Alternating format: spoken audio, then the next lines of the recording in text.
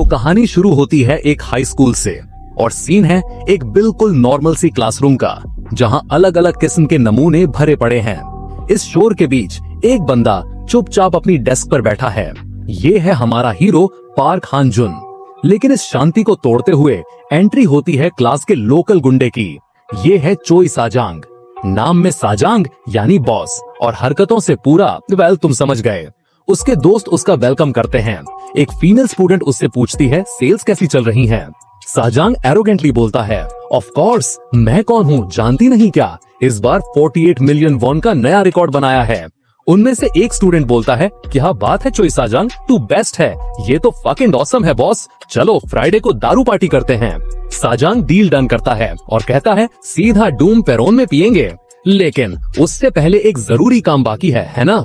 और चोई साजांग का रुख मुड़ता है हमारे शांत बैठे हीरो पार्क हान-जुन की तरफ। वो हान-जुन के पास जाकर उसके बालों को पकड़ लेता है और बिना कुछ कहे साजांग उसका सर डेस्क पे दे मारता है। एक बार नहीं, बार बार। साजांग बोलता है तूने मेरे न्यू स्टॉक्स खरीदे या नहीं, इतनी देर में तो एक जानवर भी समझ जाता मेरी बात। फीमेल स्टूडेंट्स उसे टीचर्स के डर से रुकने को कहती है, जिस पर साजांग बोलता है कि टीचर भी इंसान नहीं है क्या, पता नहीं है मैंने टीचर को कितना पैसा खिलाया है, अगर टीचर ने ज्यादा चोंचा की ना तो खून की नदियां बह जाएंगी। लेकिन जब वो हान-जुन को फिर से देखता है, उसकी आंखों में गुस्सा था। 2 साल पहले जब नेक्सस नाम का हाई स्कूल गैंग पूरे देश में फैल गया था और इसका हेड था किम चुन-सू, हान-जुन ने उसके खिलाफ जंग छेड़ दी थी और जब उसे लगा कि वो ये जंग जीत गया है, तब उन नेक्सस के हरामियों ने उस पर लॉ सूट फाइल कर दिया। उनके झूठ और बनावटी सबूतों ने पूरी सिचुएशन को पलट दिया। हान-जुन केस हार गया और सेटलमेंट के पैसे चुकाने के लिए उसे अपने फादर की जिंदगी भर की कमाई, उनका जिम बेचना पड़ा।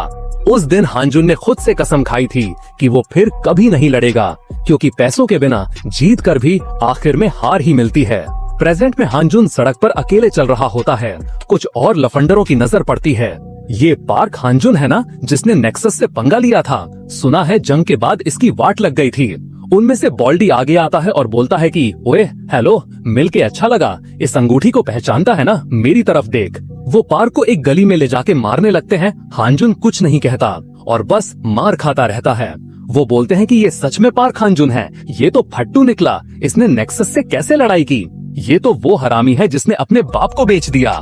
फिर वो गुंडा हान-जुन के चेहरे पर लात मारने वाला होता है। हान-जुन उसका पैर पकड़ लेता है, पर फिर अचानक से माफी मांगकर उसका पैर छोड़ देता है, जिस पर उनमें से एक बंदा बोलता है फक, ये क्या था, मैं उससे डर गया सिर्फ उसके घूरने से। और फिर वो एक लकड़ी उठाकर उसे पार्क के मुंह पर मारते मारते ही तोड़ देता है। कुछ देर बाद जब वो गुंडे पार्क को अधमरा छोड़कर जा रहे होते हैं, तब वहाँ एक शख्स आता है एकदम बिजनेस सूट में।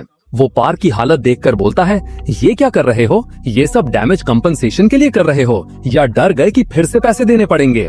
अगर उसने इतना मारा है तो कम से कम उसे आधा पैरालाइज तो कर देना चाहिए था, क्या केस लड़ने के लिए पैसे नहीं हैं? और फिर वो शख्स अपना बैग खोलता है और बोलता है कि इस पैसे से एक अच्छी लॉ फर्म आराम से मिल जाएगी, और अगर केस नहीं करना तो इनको धो डाल और ये पैसा कंपनसेशन के लिए दे देना। कितना टाइम लगेगा तुझे इनको निपटाने में? 3 मिनट, 5 मिनट? पार्क उससे उसकी आइडेंटिटी पूछता है, जिस पर वो आदमी स्मर्क करता हुए बोलता है मैं बस एक नॉर्मल आदमी जो किम चुन-सू को मारना चाहता है। इतना पैसा देखकर उन गुंडों की नीयत बदल जाती है।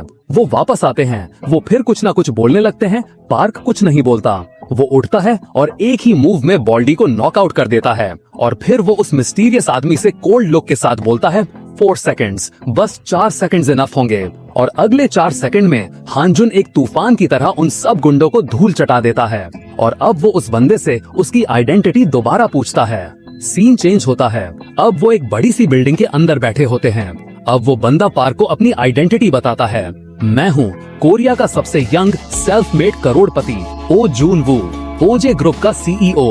वो बताता है कि किम चुन-सू, जिसने हान-जुन की जिंदगी बर्बाद की, आज एक प्रो गेमर बनके इज्जत की जिंदगी जी रहा है, जबकि उसके शिकार हुए लोग कुत्तों की तरह जी रहे हैं। मैं उसकी जिंदगी बर्बाद करना चाहता हूँ, उसी के गंदे, घटिया और नीचे तरीकों से। किम चुन-सू को बर्बाद करने का सारा खर्चा और तेरी लाइफ का सारा खर्चा मैं उठाऊंगा। मैं तेरे फादर का जिम भी वापस लाने में मदद करूंगा, तू बस अपने फिस्ट्स मुझे उधार दे दे। पार्क पूछता है, तुम किम चुनसू से इतनी नफरत क्यों करते हो? जिस पर जूनवू बोलता है, रीजन इतना इम्पोर्टेंट है क्या? जो चीज इम्पोर्टेंट है वो ये कि हमारा दुश्मन एक ही है। शुरुआत के लिए तेरे स्कूल में नेक्सस का एक मेंबर है ना? सीन चेंज होता है। पार्क स्कूल के हॉलवे में चल रहा होता है। क्लास में साजांग बोल रहा होता है, ओए भिखारियों, तुम लोगों को 3000 वॉन का नया माल खरीदने को बोला था। इतना मुश्किल है क्या? अगर मरना नहीं चाहते तो अभी खरीदो और मुझे ट्रांजैक्शन हिस्ट्री दिखाओ। तभी उसकी नजर पार्क पर पड़ती है। वो बोलता है, क्या देख रहा है बे हरामी, ठीक से मार नहीं खाई क्या?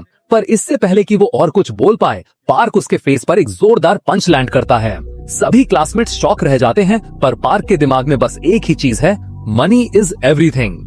पंच होते ही साजांग को एक फ्लैशबैक याद आता है। वो सोचता है, इस दुनिया में मैं किसी चीज से नहीं डरता था, क्योंकि मेरी लाइफ में मुझसे ज्यादा स्ट्रॉन्ग कोई था ही नहीं। सब के सब फकिंग कमजोर थे। कम से कम पार्क हांजुन से मिलने तक तो यही सच था। उस दिन मेरी सिक्स्थ सेंस ने पूरे जिस्म में एक सिग्नल भेज दिया था कि ये वो हरामी है जिससे मैं कभी नहीं जीत सकता। शुरू से ही वो एक अलग ही लेवल का जानवर था। फ्लैशबैक में चोई साजांग याद करता है कैसे किम चुनसू ने अपने पैसों के दम पर पार्क हांजुन पर केस करके उसे घुटनों पर ला दिया था, और तभी उसे एहसास हुआ, फक, पैसा ही सब कुछ है। उसी के बाद साजांग ने एक ऑनलाइन शॉपिंग मॉल खोला और अपने आसपास के लोगों को जबरदस्ती अपना माल खरीदने पर मजबूर किया, ताकि वो पैसा जमा कर सके, ताकि वो उस जानवर पार्क हांजुन को अपने पैरों के नीचे ला सके और फिर से शिकारी बन सके। लेकिन अभी इस वक्त मैं मार क्यों खा रहा हूँ? फक, इम्पॉसिबल, ये नहीं हो सकता। एक फकिंग भिखारी मेरे साथ ऐसा नहीं कर सकता। क्लास के बाकी गुंडे बस डर के मारे देख रहे हैं। ये उसके लिए फकिंग एम्बैरेसिंग था। वो हांजुन के हर हमले को ब्लॉक करने की नाकाम कोशिश करता है। वो अपने दोस्त जो यंगजुन को हेल्प करने को बोलता है, लेकिन जो यंगजुन की हिम्मत नहीं होती। वो जानता है कि पार्क हांजुन को संभालना उसके बस की बात नहीं है। हांजुन उसे घसीटकर मारता रहता है। अपनी आखिरी कोशिश में साजांग हांजुन को उसके पास्ट की याद दिलाता है। साजांग डर से बोलता है, दूर रहे। डैमेज कॉम्पनसेशन दे पाएगा क्या? पिछली बार की तरह अपनी लाइफ फिर से झंड करवानी है क्या?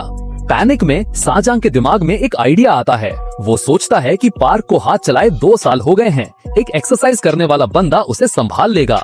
उसे सेयोंग याद आता है, वो पैसे के लिए कुछ भी करेगा। वो भागते हुए सेयोंग के पास जाता है। पार्क भी उसके पीछे पीछे जाता है। सेयोंग उससे उसकी हालत के बारे में पूछता है, पर साजांग सेयोंग से उसकी हेल्प करने को बोलता है और रिटर्न में उसे 1 मिलियन वॉन देने का प्रॉमिस करता है।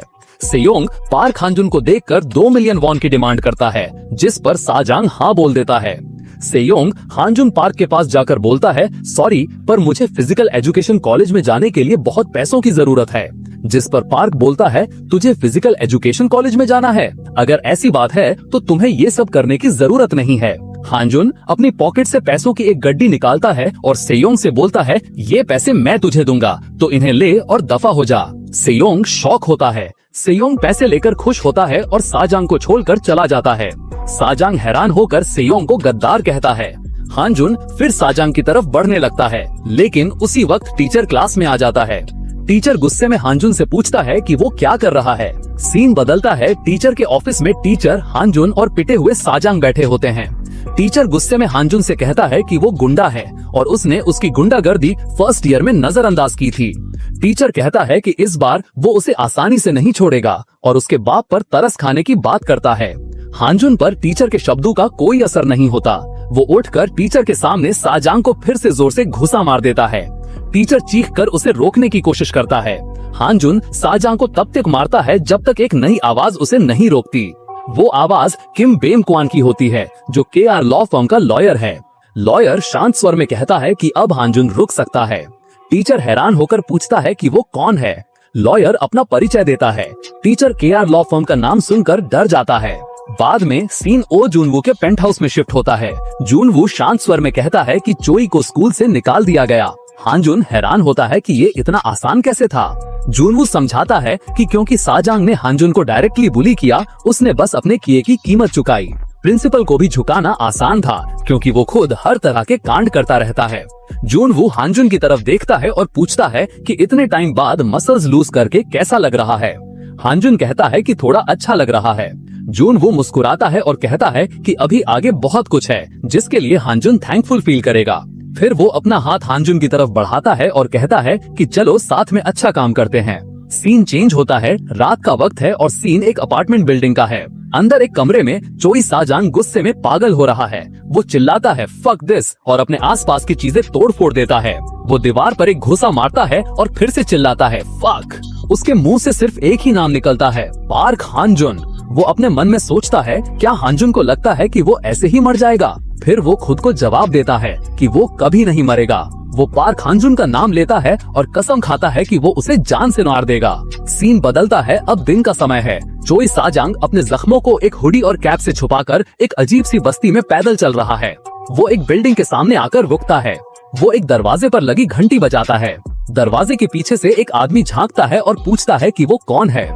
साजांग कहता है कि वो प्रेसिडेंट चोई है और अपने रिक्वेस्ट के बारे में चेक करने आया है। दरवाजे पर खड़ा आदमी हैरानी से पूछता है प्रेसिडेंट चोई? फिर वो आदमी जिसके बाल ब्लॉन्ड हैं और कानों में बालियां हैं, एक अजीब मुस्कान के साथ साजांग को अंदर आने को कहता है, ये बोलकर कि वो बिल्कुल टाइम पर आया है। अंदर आते ही वो जिनसुंग नाम के एक आदमी को आवाज देता है और बताता है कि प्रेसिडेंट चोई आए हैं। अंदर का माहौल अजीब है, जहाँ कुछ गुंडे एक आदमी को बेसबॉल बैट से मार रहे हैं। एक आदमी जिसने चश्मा पहन रखा है और एक हाथ में छड़ी है, शांति से बैठा है। उसका नाम हुआंग जिन सेयोंग है, जो बिमो विला से भागा हुआ है। उसके सामने एक आदमी घुटनों पर है, जिसे बुरी तरह से मारा गया है। हुआंग जिन सेयोंग उस आदमी से कहता है कि ये तो बस शुरुआत है। फिर वो अपने गुंडों को मेहमान के आने का इशारा करते हुए सब साफ करने को कहता है। गुंडे काम पर लग जाते हैं। ब्लॉन्ड बालों वाला आदमी साजांग से कहता है कि हाँ, वो लोग ऐसे ही अपनी जिंदगी जीते हैं। फिर वो मुद्दे पर आते हुए साजांग से पूछता है कि क्या बात है, क्योंकि साजांग कभी अकेले नहीं आता। साजांग जवाब देता है कि आज वो एक बड़ी रिक्वेस्ट लेकर आया है। हुआंग जिन सेयोंग के चेहरे पर एक मुस्कान आ जाती है और वो हंसते हुए पूछता है कि प्रेसिडेंट चोई की कितनी बड़ी रिक्वेस्ट है। साजांग शांति से कहता है 10 मिलियन वॉन। ये सुनते ही सबके होश उड़ जाते हैं। ब्लॉन्ड बालों वाला आदमी चिल्लाता है क्या 10 मिलियन वॉन? फिर वो कहता है कि प्रेसिडेंट चोई के पास तो सच में बहुत पैसा है। हुआंग जिन सेयोंग का एक और आदमी जिनसुंग से कहता है कि ज्यादा बात ना करे और डील फाइनल कर ले। उसी पल हुआंग जिन सेयोंग उसे एक थप्पड़ मारता है। चोई साजांग हैरान होकर देखता है। हुआंग जिन सेयोंग अपने आदमी से कहता है कि ये अमाउंट उसके लिए बहुत सस्ता है। वो उसे धमकाता है कि क्या वो कस्टमर के सामने कुत्ते की तरह पिटना चाहता है, जिस पर वो आदमी सॉरी बोल देता है। हुआंग जिन सेयोंग फिर साजांग की तरफ मुड़ता है और कहता है कि जितना पैसा साजांग खर्च कर रहा है, उससे लगता नहीं कि साजांग कोई नॉर्मल आदमी है। वो आगे कहता है कि 10 मिलियन वॉन के लिए पार्क हानजुन को मारना क्या ये बुलिंग नहीं है? वो कहता है कि पार्क हानजुन आमतौर पर। इसकी बात काटते हुए साजांग कहता है कि 10 मिलियन वॉन सिर्फ डिपॉजिट है। वो ऑफर देता है कि अगर कामयाब हुए तो वो अमाउंट डबल कर देगा। ये सुनकर हुआंग जिन सेयोंग खतरनाक मुस्कान के साथ डील कहकर सौदा पक्का कर लेता है। सीन बदलता है और ओ जुनवू एक पुराने टूटे हुए घर के पास आता है, जिसके बाहर पुलिस टेप लगी है। वो अंदर आता है। वो अपने आप से बात करते हुए कहता है कि काफी टाइम हो गया, वो बहुत बिजी था। वो कहता है कि अब से चिकन ही कैसा रहेगा, फ्राइड चिकन अच्छा होता है। फिर वो एक फोटो को देखते हुए कहता है कि एक बार हानजुन के फादर ने उसे फ्राइड चिकन खिलाया था, जो बहुत डिलीशियस था। वो कहता है कि उसे कभी कभी उसकी याद आती है। उसे याद आता है कि 2 साल हो गए हैं उसे वो चिकन खाए हुए। वो कहता है कि ऐसा लगता है जैसे कल की ही बात हो। उसकी आंखों में एकदम से गुस्सा आ जाता है। वो खड़ा होता है और कहता है कि उसे जाना होगा। वो सोचता है कि शायद अब वो यहाँ कुछ टाइम के लिए नहीं आएगा और फ्यूचर में और बिजी रहेगा। वो कहता है कि अब जिन चीजों की वो तैयारी कर रहा था वो आगे बढ़ रही हैं। बाहर उसका लॉयर किम बेओंग-क्वन उसका इंतजार कर रहा होता है। बेओंग-क्वन उसे बताता है कि प्रेसिडेंट चोई ने अपनी चाल चल दी है। वो पूछता है कि क्या उन्हें इससे निपटने के लिए जाना चाहिए। जुनवू शांति से कहता है कि बेओंग-क्वन उसका तरीका जानता है। वो आगे कहता है कि वो चीजों को साफ सुथरे ढंग से नहीं करता।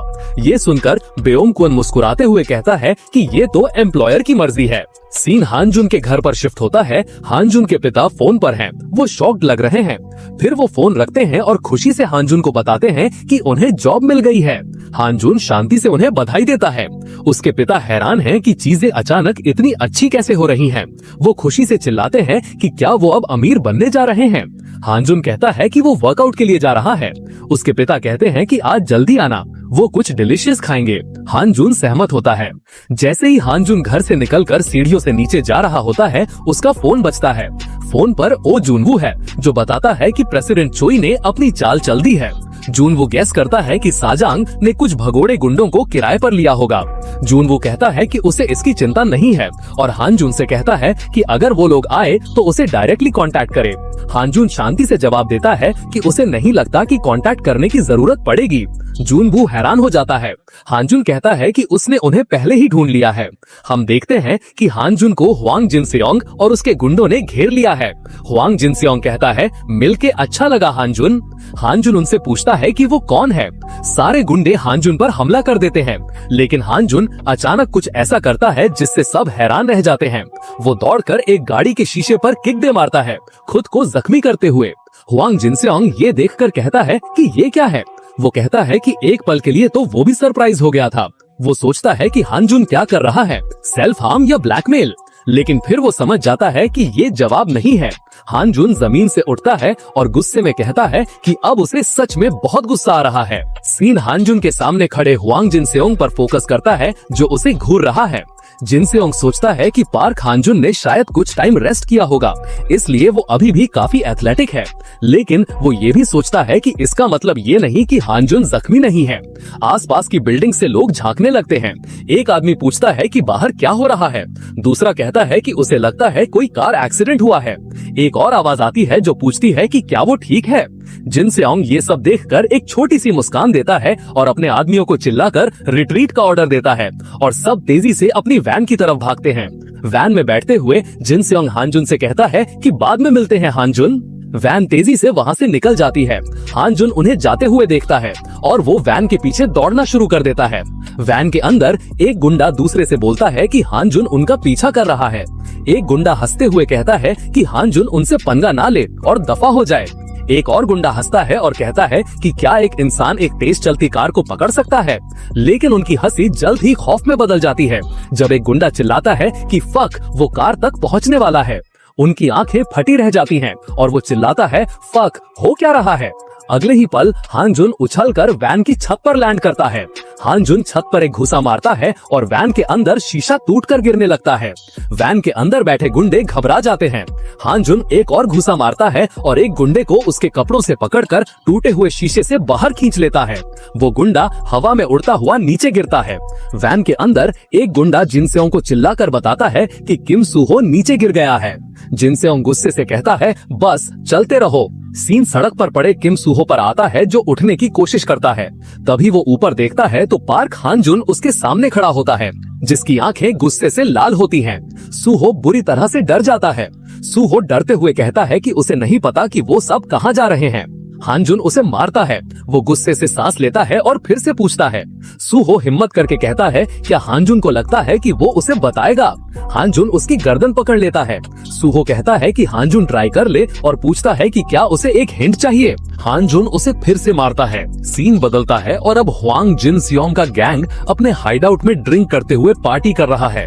एक गुंडा हंसता है और सबको पीने के लिए कहता है। जिनसियोंग उनसे कहता है कि उन सब ने आज अच्छा काम किया, लेकिन ज्यादा ना पिए। लेकिन चोई साजान खुश नहीं लगता। वो अपना कैन नीचे मारता है और हुआंग जिनसियोंग से कहता है कि क्या वो मजाक कर रहा है। वो उन सब पर चिल्लाता है कि वो इतने एक्साइटेड क्यों हैं, जबकि वो पार्क हानजून को पकड़ भी नहीं पाए। वो कहता है कि भले ही उन्हें पहले पैसे मिल गए हों, काम अभी भी पूरा करना है। वो पूछता है कि अगर पार्क हानजून अभी यहाँ आ गया तो क्या उनके पास कोई काउंटर मेजर है। सब शांत हो जाते हैं। जिनसियोंग कहता है कि मिस्टर चोई वो उसकी बात समझ रहा है, लेकिन क्या साजांग को लगता है कि उसका यहाँ आना एक अच्छा आइडिया है? फिर वो साजांग के कंधे पर हाथ रखता है और कहता है कि क्या इतनी छोटी सी बात पर गुस्सा करना अच्छा लगता है? वो कहता है कि साजांग ने उन्हें एक टाइगर पकड़ने का ऑर्डर दिया है। वो पार्क हानजून को एक गुस्से वाले टाइगर से कंपेयर करता है जिसे शांति पसंद है। वो कहता है कि 1 महीना 2 महीने वो हानजून को बुरी तरह टॉर्चर करेंगे जब तक कि वो मरना ना चाहे। वो अपने मन में सोचता है कि वो पार्क हानजून को बहुत बुरी तरह से मारेगा। तभी उनके हाइडआउट के दरवाजे पर एक जोर से आवाज आती है। एक गुंडा डर जाता है और हैरानी से कहता है, ये क्या है? जिनसियोंग शांति से कहता है कि कोई जाकर चेक करे। ब्लॉन्ड बालों वाला गुंडा दरवाजे के पीप होल से झांकता है और उसकी आंखें फट जाती हैं। वो चिल्लाता है, पार्क हांजुन। दूसरा गुंडा चिल्लाता है, क्या पार्क हांजुन यहाँ है? तीसरा कहता है, सब अपने हथियार निकाल लो। जिन स्योंग उन्हें शांत करते हुए कहता है कि ज्यादा एक्साइटेड ना हो, पार्क हांजुन भी लोहे का दरवाजा नहीं तोड़ सकता। वो कहता है कि अगर उसे अकेला छोड़ देंगे तो वो अपने आप वापस चला जाएगा। कुछ देर शांति रहती है। ब्लॉन्ड गुंडा डरते हुए पूछता है कि क्या हांजुन सच में चला गया? फिर वो हंसते हुए कहता है कि ये कोई बड़ी बात नहीं है। वो कहता है कि उसे लगता है पार्क हांजुन भी उन सब से एक साथ लड़ने में थोड़ा डर रहा है। जैसे ही वो ये बोल रहा होता है, एक आवाज आती है और वो बुरी तरह से चिल्लाता है। उनके साइड की खिड़की पर हांजुन दिखता है। वो खिड़की तोड़कर अंदर आ जाता है। सब हैरान हैं। जिन स्योंग चिल्लाता है कि ये पागलपन है, ऐसा नहीं हो सकता, ये 3rd फ्लोर है। हांजुन जो बिल्डिंग के बाहर से पाइप पर चढ़कर आया है, जमीन पर लैंड करता है और तुरंत ही एक गुंडे पर हमला कर देता है। फाइट शुरू हो जाती है और हांजुन एक के बाद एक सबको मारता है। हांजुन एक गुंडे को उठाकर दूसरे पर दे मारता है। आखिर में सब गुंडे ढेर हो जाते हैं। हांजुन उनके बीच खड़ा रहता है और फिर कहता है, नेक्स्ट। हांजुन के सामने कुछ ही लोग खड़े बचे हैं। चोई साजांग अपने मन में सोचता है, हम तो गए। साथ खड़ा हुआंग जिनस्योंग सोचता है कि ये हरामी बिल्कुल भी डरा हुआ नहीं लग रहा है। साजांग फिर से सोचता है, ये लोग पार्क सेयोंग से तो आसानी से निपट लिए थे। वो सोचता है कि जिन 3 लोगों को हांजुन ने अभी हराया है, वो इसलिए था क्योंकि उसने अचानक हमला किया। वो सोचता है कि अगर ये लोग ठीक से लड़े तो ये पार्क हांजुन के लेवल के हो सकते हैं। हुआंग जिनस्योंग अपने बचे हुए गुंडों को हांजुन को पकड़ने का ऑर्डर देता है। जिनस्योंग के आदमी हांजुन पर हमला कर देते हैं। एक के बाद एक वो अपने हथियार जैसे चाकू और बेसबॉल बैट से हांजुन पर अटैक करते हैं, लेकिन हांजुन उनके हर वार से बचता है और उन्हें ही पलटकर मारता है। ब्लॉन्ड बालों वाला गुंडा एक टूटी हुई लकड़ी से हांजुन की पीठ पर जोर से मारता है। वो मन में सोचता है कि हाँ, ये हिट आराम से लगा है, लेकिन जब वो देखता है तो हांजुन अभी भी खड़ा होता है, बस अपना सर नीचे किए हुए। ब्लॉन्ड गुंडा शॉक्ड होता है। अगले ही पल हांजुन घूमता है, उसे पकड़ता है और उसे उसी तीसरी मंजिल की खिड़की से बाहर फेंक देता है जिससे वो खुद अंदर आया था। ब्लॉन्ड गुंडा नीचे सड़क पर गिरा पड़ा है जब एक बाइक आकर रुकती है। एक औरत जो बाइक चला रही थी उसके पास आती है। गुंडा सोचता है कि क्या वो मर गया। वो सोचता है कि क्या उसकी लाइफ खत्म हो गई और ये जगह कहाँ है। तभी वो औरत उससे पूछती है कि क्या पार्क हांजुन ऊपर है। गुंडा उसकी खूबसूरती में खोया हुआ कहता है, यस मिस एंजल, वो ऊपर है। फिर वो उससे उसका नंबर मांगने की कोशिश करता है, जिस पर वो औरत उसके चेहरे पर अपना पैर रखकर उसे कुचल देती है। सीन बदलता है और वो औरत फोन पर ओ जूनवू से बात कर रही है। वो कहती है कि पार्क हांजुन हंगामा कर रहा है और किसी का घर तोड़ रहा है। अब वो क्या करे। जूनवू जो कार में बैठा है पूछता है कि वो कहाँ है। औरत उसे लोकेशन बताती है और उसी वक्त हांजुन के तोड़े हुए हाइडआउट से एक कुर्सी बाहर आकर गिरती है। वापस हाइडआउट में अब सिर्फ हुआंग जिनस्योंग और चोई साजांग ही हांजुन के सामने खड़े हैं। बाकी सब बेहोश पड़े हैं। साजान डरते हुए कहता है, मैं मानता हूँ हम हार गए, मैं माफी मांग लूंगा। लेकिन जिनस्योंग शांत है। वो हांजुन से पूछता है, लेकिन तुमने मुझे खड़ा क्यों छोड़ा? इसका मतलब तुम्हें मुझसे कुछ चाहिए है ना? वो हांजुन को ऑफर देता है, पूछते हुए कि हांजुन को क्या चाहिए, पैसा या आदमी, वो हर तरह से मदद करेगा। हांजुन शांति से नो बोल देता है और जिनस्योंग का गला पकड़ लेता है। हांजुन कहता है कि वो उसे बहुत मारने वाला है। जिनस्योंग चिल्लाता है और हांजुन उसे बुरी तरह से मारना शुरू कर देता है। जिनस्योंग नीचे गिरा हुआ होता है। तभी एक नया लड़का जो उस घर का असली मालिक है डरते हुए बाहर आता है। वो हांजुन को रोकने की कोशिश करते हुए कहता है कि प्लीज उसका घर तोड़ना बंद करे। वो रोते हुए चिल्लाता है कि अगर लड़ना है तो बाहर जाकर लड़ो, तुम लोग यहाँ ये सब क्यों कर रहे हो? वो कहता है कि बिना पेरेंट्स के अकेले रहना उसके लिए पहले से ही बहुत मुश्किल है। पहले गुंडे आकर उसके घर पर कब्जा कर लेते हैं और अब एक पागल आकर उसका घर तोड़ रहा है। तभी दरवाजे पर ओ जूनवू अपने सिक्योरिटी के साथ आ जाता है। वो हांजुन से कहता है, वाओ, तुमने इस घर का ये हाल करने के लिए क्या किया? तुम बहुत डरावने हो। घर का मालिक जूनवू से चिल्लाकर पूछता है, तुम कौन हो? क्या तुमने ही इससे मेरा घर तोड़ने को कहा था? जूनवू अपना इंट्रोडक्शन देता है कि वो ओजे ग्रुप का सीईओ ओ जूनवू है। वो माफी मांगता है और कहता है कि जितना भी रिपेयर का खर्चा होगा वो उसका 5 गुना कंपनसेट करेगा। लड़का हैरानी से कहता है। फिर वो कहता है, तुम्हारे पास बहुत पैसा है तो मुझे 10 मिलियन वॉन दो। जूनवू जवाब देता है कि वो उसे 50 मिलियन वॉन देगा। लड़का ये सुनकर खुशी से पागल हो जाता है। जमीन पर पड़ा हुआंग जिनस्योंग मन में सोचता है, पार्क हांजुन मॉन्स्टर है, कोई इतना स्ट्रॉन्ग कैसे हो सकता है? ये फाइट शुरू से ही इम्पॉसिबल थी। वो सोचता है कि उसे यहाँ से भागना होगा। जैसे ही वो उठकर टूटी हुई खिड़की से कूदने की कोशिश करता है, हानजुन हवा में ही उसका कॉलर पकड़ लेता है।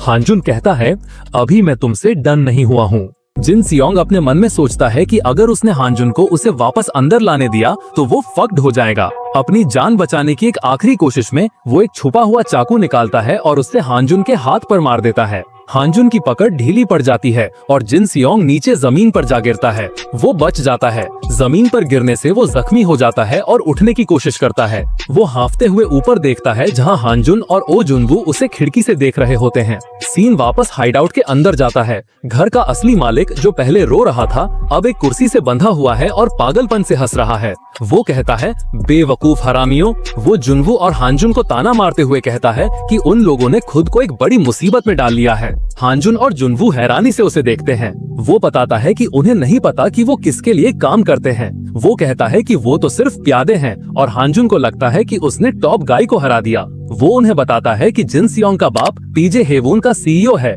वो कहता है कि हानजुन जानता है ना कि फिशरमैन पंगा लेने के लिए सबसे डरावने लोग होते हैं, क्योंकि वो इतने अमीर होते हैं कि वो उन्हें बिना किसी सबूत के गायब कर सकते हैं। ये सब सुनकर ओ जुनवू एक हल्की मुस्कान के साथ कहता है, ये तो हमारे लिए सच में बहुत बुरा है ना। सीन एक बड़े से आलीशान ऑफिस में शिफ्ट होता है। जख्मी हुआंग जिनसियोंग अपने पिता हुआंग हेरियोंग जो पीजे हेवून के सीईओ हैं के सामने डरते हुए खड़ा है। उसका पिता एक तगड़ा आदमी हैरानी से पूछता है कि उसे क्या हुआ और किस हरामी ने उसके साथ ये किया है। जिन सियोंग अपने पिता से कहता है कि क्या वो उसके लिए 2 लोगों से निपट सकते हैं। उसका पिता उसे चेतावनी देता है कि उसे शायद इसके लिए अपनी पूरी जिंदगी पछताना पड़ेगा, लेकिन जिन सियोंग कहता है कि उसे परवाह नहीं है। जब उसके पिता वजह पूछते हैं तो जिन सियोंग कहता है कि उसे कुछ गुंडों ने मारा है। उसका पिता उस पर हंसता है और कहता है कि घर से भागने के बाद वो आदमी बन गया था, लेकिन ऐसी हालत में मदद मांगते हुए वो बिल्कुल भी ट्रस्टवर्दी नहीं लग रहा है। हुआंग हेरियोंग अपने बेटे को लेक्चर देता है, उससे अपना सर उठाने को कहता है। वो समझाता है कि जब तुम लोगों से मदद मांगते हो, अगर तुम्हारी आवाज में कमजोरी या झूठ दिखता है तो लोग चाहकर भी तुम्हारी मदद नहीं करेंगे। वो कहता है कि जिन सियोंग को सोचना चाहिए कि वो आखिर चाहता क्या है और जब वो अपना सब कुछ दांव पर लगाने का फैसला कर ले तब वापस मदद मांगने आए। जिन सियोंग एक पल सोचता है, अपने चेहरे से खून साफ करता है और फिर पूरी हिम्मत से अपने पिता से कहता है कि वो उन हरामियों को हर कीमत पर मारना चाहता है। ये सुनकर उसका पिता गर्व से कहता है, ये हुई ना बात, ये है मेरा बेटा। वो तुरंत फोन उठाता है और चीफ किम को कॉल करके कहता है कि उसे 2 ड्रम्स की जरूरत है और अब कुछ निडर हरामियों को सबक सिखाने का वक्त आ गया है। रात में गाड़ियों का एक काफिला उस हाइडआउट के पास आकर रुकता है। उनमें से हुआंग हेरियोंग के आदमी निकलते हैं, हाइडआउट के अंदर जाते हैं। हानजुन और जुनवू के सामने आते हैं। जुनवू उन सब से कहता है, बच्चों की लड़ाई में इतने कीड़े मकोड़े क्यों शामिल हो रहे हैं? जिस पर हेरियोंग बोलता है, तुम बच्चों को मरने का शौक है हाँ? ओ जुनवू शांति से उनके सामने आता है और मुस्कुराते हुए कहता है, कम ऑन, इस दुनिया में कोई मरना नहीं चाहता। वो आगे कहता है कि क्या उन्हें नहीं लगता कि जुनवू के दिमाग में पहले से ही कुछ है। वो सीधा उस आदमी का नाम लेता है, सीईओ हुआंग हेरियोंग। हेरियोंग हैरान हो जाता है। उसकी नजर जुनवू पर पड़ती है और वो चिल्ला उठता है, चेयरमैन ओ जुनवू। हेरियोंग शॉक हो जाता है। उसी वक्त हेरियोंग का फोन बजता है। वो फोन पर डायरेक्टर नाम से कहता है कि वो अभी बिजी है और बाद में कांटेक्ट करेगा, लेकिन दूसरी तरफ से आवाज आती है जो कहती है कि सीईओ बड़ी गड़बड़ हो गई है। वो बताता है कि ओजे ग्रुप के साथ साल के दूसरे हिस्से की सारी डील्स कैंसिल हो गई हैं। वो आगे कहता है कि उसे वजह नहीं पता, लेकिन चेयरमैन ओ जुनवू ने खुद उन्हें पर्सनली कैंसिल किया है। ये सुनते ही हेरियोंग के पैरों तले जमीन खिसक जाती है। वो तुरंत घुटनों पर गिर जाता है और जुनवू से भीख मांगता है कि चेयरमैन प्लीज इस एक बार के लिए उसे माफ कर दें। उसके आदमी हैरान हो जाते हैं, लेकिन हेरियोंग उन पर चिल्लाता है। जुनवू कहता है कि हेरियोंग सिचुएशन को काफी जल्दी समझ गया और उसे पहले अपने गुंडों से छुटकारा पाने को कहता है। हेरियोंग जमीन पर गिड़गिड़ाता रहता है, कहता है कि प्लीज मेरे साथ ऐसा मत करो, तुम हमारी सिचुएशन जानते हो है ना? वो कहता है कि अगर इस बार वो शिपमेंट्स नहीं कर पाए तो उसकी कंपनी बड़ी मुसीबत में पड़ जाएगी। जुनवू कहता है कि क्या हेरियोंग को लगता है कि वो ये करना चाहता है, लेकिन उसे अपनी कंपनी की इमेज बनाए रखनी है और वो एक गुंडे के बाप की कंपनी के साथ काम कैसे कर सकता है? अपने बिजनेस को बचाने के लिए हेरियोंग कहता है कि वो अपने बेटे को पढ़ने के लिए विदेश भेज देगा और ये कंफर्म करेगा कि वो कभी कोरिया वापस ना आए। उसका बेटा जिन सियोंग प्रोटेस्ट करता है कि पिटने के बावजूद उसे क्यों विदेश जाना पड़ रहा है, जिस पर हेरियोंग उससे एक जोरदार पंच मारता है और उसे चुप रहने को कहता है। जुनवू कहता है कि ठीक है, अब वो रुक सकता है और उसे विदेश भेजने से किसी का भला नहीं होगा। वो कहता है कि उसके पास एक बेहतर टीचिंग मेथड है और अगर हेरियोंग उसकी बात माने तो शायद वो अपने ऑर्डर्स कैंसिल ना करे। हेरियोंग डेस्परेट होकर कहता है कि वो सब कुछ करेगा। जुनवू बताता है कि हेरियोंग के बेटे की वजह से उसे 50 मिलियन वॉन खर्च करने पड़े। वो कहता है कि भले ही ये उसके लिए ज्यादा नहीं है पर दूसरों के लिए ये बड़ी रकम है। जुनवू चाहता है कि हेरियोंग का बेटा अकेले काम करके वो पैसे उसे वापस चुकाए। हेरियोंग हैरान होकर पूछता है कि वो नालायक 50 मिलियन वॉन कैसे कमा सकता है। जुनवू उसे याद दिलाता है, तुम एक फिशरमैन हो है ना, अपने बेटे को उस बोट पर चढ़ने दो। समुद्र में गहरी मछली पकड़ने वाले जहाज बहुत पैसे देते हैं है ना। सीन बदलता है और हुआंग जिनसियोंग को एक फिशिंग बोट पर जख्मी हालत में मछली पकड़ते हुए दिखाया जाता है, जहां वो गुस्से में चिल्ला रहा है। सीन फिर ओ जुनवू के आलीशान ऑफिस में शिफ्ट होता है। पार्क हांजुन वहां बैठा है और जुनवू से कहता है कि वो एक विलन जैसा है। जुनवू मुस्कुराते हुए कहता है कि वो जो भी कर रहे हैं वो कोई चैरिटी का काम तो नहीं है। वो हांजुन को सलाह देता है कि आगे से वो किसी भी ऐसी मुसीबत में ना पड़े जिसमें पैसों की जरूरत हो, क्योंकि उसे हर्ट होने की कोई जरूरत नहीं है। हांजुन कहता है कि उसे चोट नहीं लगी है। तभी एक औरत की आवाज आती है जो हांजुन को कूल एक्ट करने से रोकती है और कहती है कि वो उसकी पीठ पर चोट का निशान देख सकती है। हांजुन हैरानी से उसकी तरफ देखता है। जुनवू उसे कहता है कि वो उससे मिले। जुनवू बताता है कि अब से वो नेक्सस को खत्म करने में उनके साथ काम करेगी। जुनवू आगे बताता है कि वो एक इंस्टाग्राम सेलिब्रिटी है और उनकी टीम में उसकी पोजीशन एक इन्फॉर्मेंट की है। वो औरत जिसका नाम चोई सियोहिन है और जिसके इंस्टाग्राम पर 5,70,000 फॉलोअर्स हैं, इन्फॉर्मेंट शब्द को क्रिंज बताती है। वो कहती है कि वो बस कुछ बच्चों से मिली और उसे नौकरी मिल गई। फिर वो हांजुन की तरफ देखती है और कहती है कि वो सच में हैरान है। उसने अफवाह सुनी थी कि पार्क हांजुन एक डाकू जैसा दिखता है, लेकिन वो सोच से ज्यादा हैंडसम है। जुनवू उसे टोकता है और कहता है कि वो अभी काम कर रहे हैं,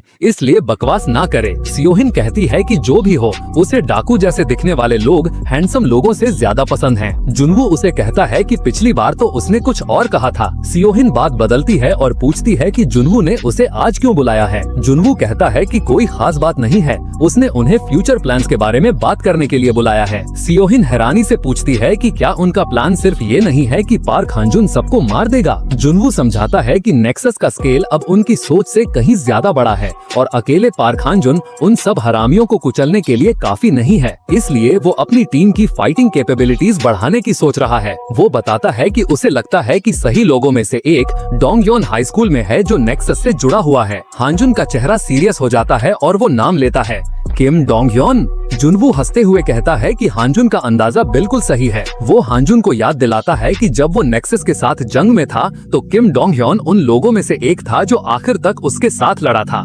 जुनवू बताता है कि जंग के बाद उसके घुटनों में ऐसी चोट आई कि वो ठीक से चल भी नहीं पाता था, लेकिन जुनवू जोर देकर कहता है कि उन्हें किम डोंगयोन की जरूरत है। हांजुन का चेहरा देखकर जुनवू उसे कहता है कि वो अपने एक्सप्रेशन को रिलैक्स करे क्योंकि माहौल ऑकवर्ड हो रहा है। वो कहता है कि काम तो काम है। वो हांजुन को सलाह देता है कि उसे उस दोस्त के साथ भी रिलैक्स करना चाहिए और याद दिलाता है कि किम डोंगयोन अब नेक्सस का हिस्सा है। सीन डोंगयोन हाई स्कूल में शिफ्ट होता है। वहाँ के गुंडे आपस में बात कर रहे हैं। एक कहता है कि अगला प्रेसिडेंट चोई है जो अब जुवेनाइल डिटेंशन सेंटर जा रहा है। इसकी वजह से उसे अपना बिजनेस बेचना पड़ेगा जिससे फ्यूचर में पैसे कलेक्ट करना मुश्किल होगा। एक और गुंडा हंसते हुए कहता है कि उस हरामी को पैसा बनाना तो आता है पर पॉलिटिक्स में कोई एक्सपीरियंस नहीं है। वो कहता है कि प्रेसिडेंट चोई जरूर नेक्सस का मेंबर है। एक दूसरा आदमी कहता है कि जिस आदमी ने प्रेसिडेंट चोई को जुवेनाइल सेंटर भेजा वो पार्क हांजुन है। मिन क्योंग चुल जो इन सब का लीडर और डोंगयोन हाई स्कूल का करंट नंबर 1 स्टूडेंट है, ये सुनकर गुस्सा हो जाता है और पूछता है, पार्क हांजुन क्या उस हरामी ने शांति से जीने का फैसला नहीं किया था? वो कहता है कि प्रॉमिस तो प्रॉमिस होता है, वो ऐसे हरकत नहीं कर सकता। तभी एक स्टूडेंट भागता हुआ अंदर आता है और चिल्लाता है, बड़ी खबर है, पार्क हांजुन वो एक ट्रांसफर स्टूडेंट है। ये सुनकर सब यहाँ तक कि मिन क्योंग चुल भी शॉक हो जाते हैं। अगले सीन में टीचर हांजुन को क्लास से इंट्रोड्यूस करवाता है। मिन क्योंग चुल सोचता है कि ये अनएक्सपेक्टेड है। टीचर हांजुन से अपना इंट्रोडक्शन देने को कहता है। हांजुन क्लास के सामने खड़ा होता है और कहता है, मिलके अच्छा लगा डोंगयोन हाई स्कूल, मैं यहाँ तुम सबको बर्बाद करने आया हूँ। क्लास में एकदम सन्नाटा छा जाता है। टीचर हंसते हुए कहता है कि उनके स्कूल में ट्रांसफर स्टूडेंट भी सच में एक पेन इन दी एस है। वो हानजुन को आखिर की सीट पर बैठने को कहता है। हानजुन अपनी सीट पर जाता है। उसके बगल में बैठा स्टूडेंट जो वुमेन जो स्कूल का नंबर 12 है कहता है, वाओ, मैं आखिरकार तुम्हें लाइव देख रहा हूँ, तुम पार्क हानजुन हो है ना। वुमेन बताता है कि मिन क्योंगचुल ने उसे हानजुन से पंगा ना लेने को कहा है। वो हंसते हुए कहता है कि अपने साइज के हिसाब से मिन क्योंगचुल डर गया। वुमेन कहता है कि लेकिन वो हानजुन से लड़ना चाहता है। वो कहता है कि गलत मत समझना, उसने पिछले साल ही इस स्कूल में ट्रांसफर लिया है और हानजुन को ज्यादा नहीं जानता, पर उसके बारे में बहुत सुना है। वो कहता है कि वो बस खुद देखना चाहता है कि अफवाहें सच हैं या नहीं और 1-on-1 फाइट का ऑफर देता है। हानजुन उसे इग्नोर कर देता है। वुमेन गुस्से में पूछता है, मुझे इग्नोर कर रहे हो? वो आगे पूछता है कि क्या हानजुन उस टाइप का है जो तभी हिलता है जब कोई उसे फाइट के लिए उकसाता है। फिर वो हानजुन को थप्पड़ मारते हुए कहता है, हरामी, मुझे इग्नोर कर रहा है।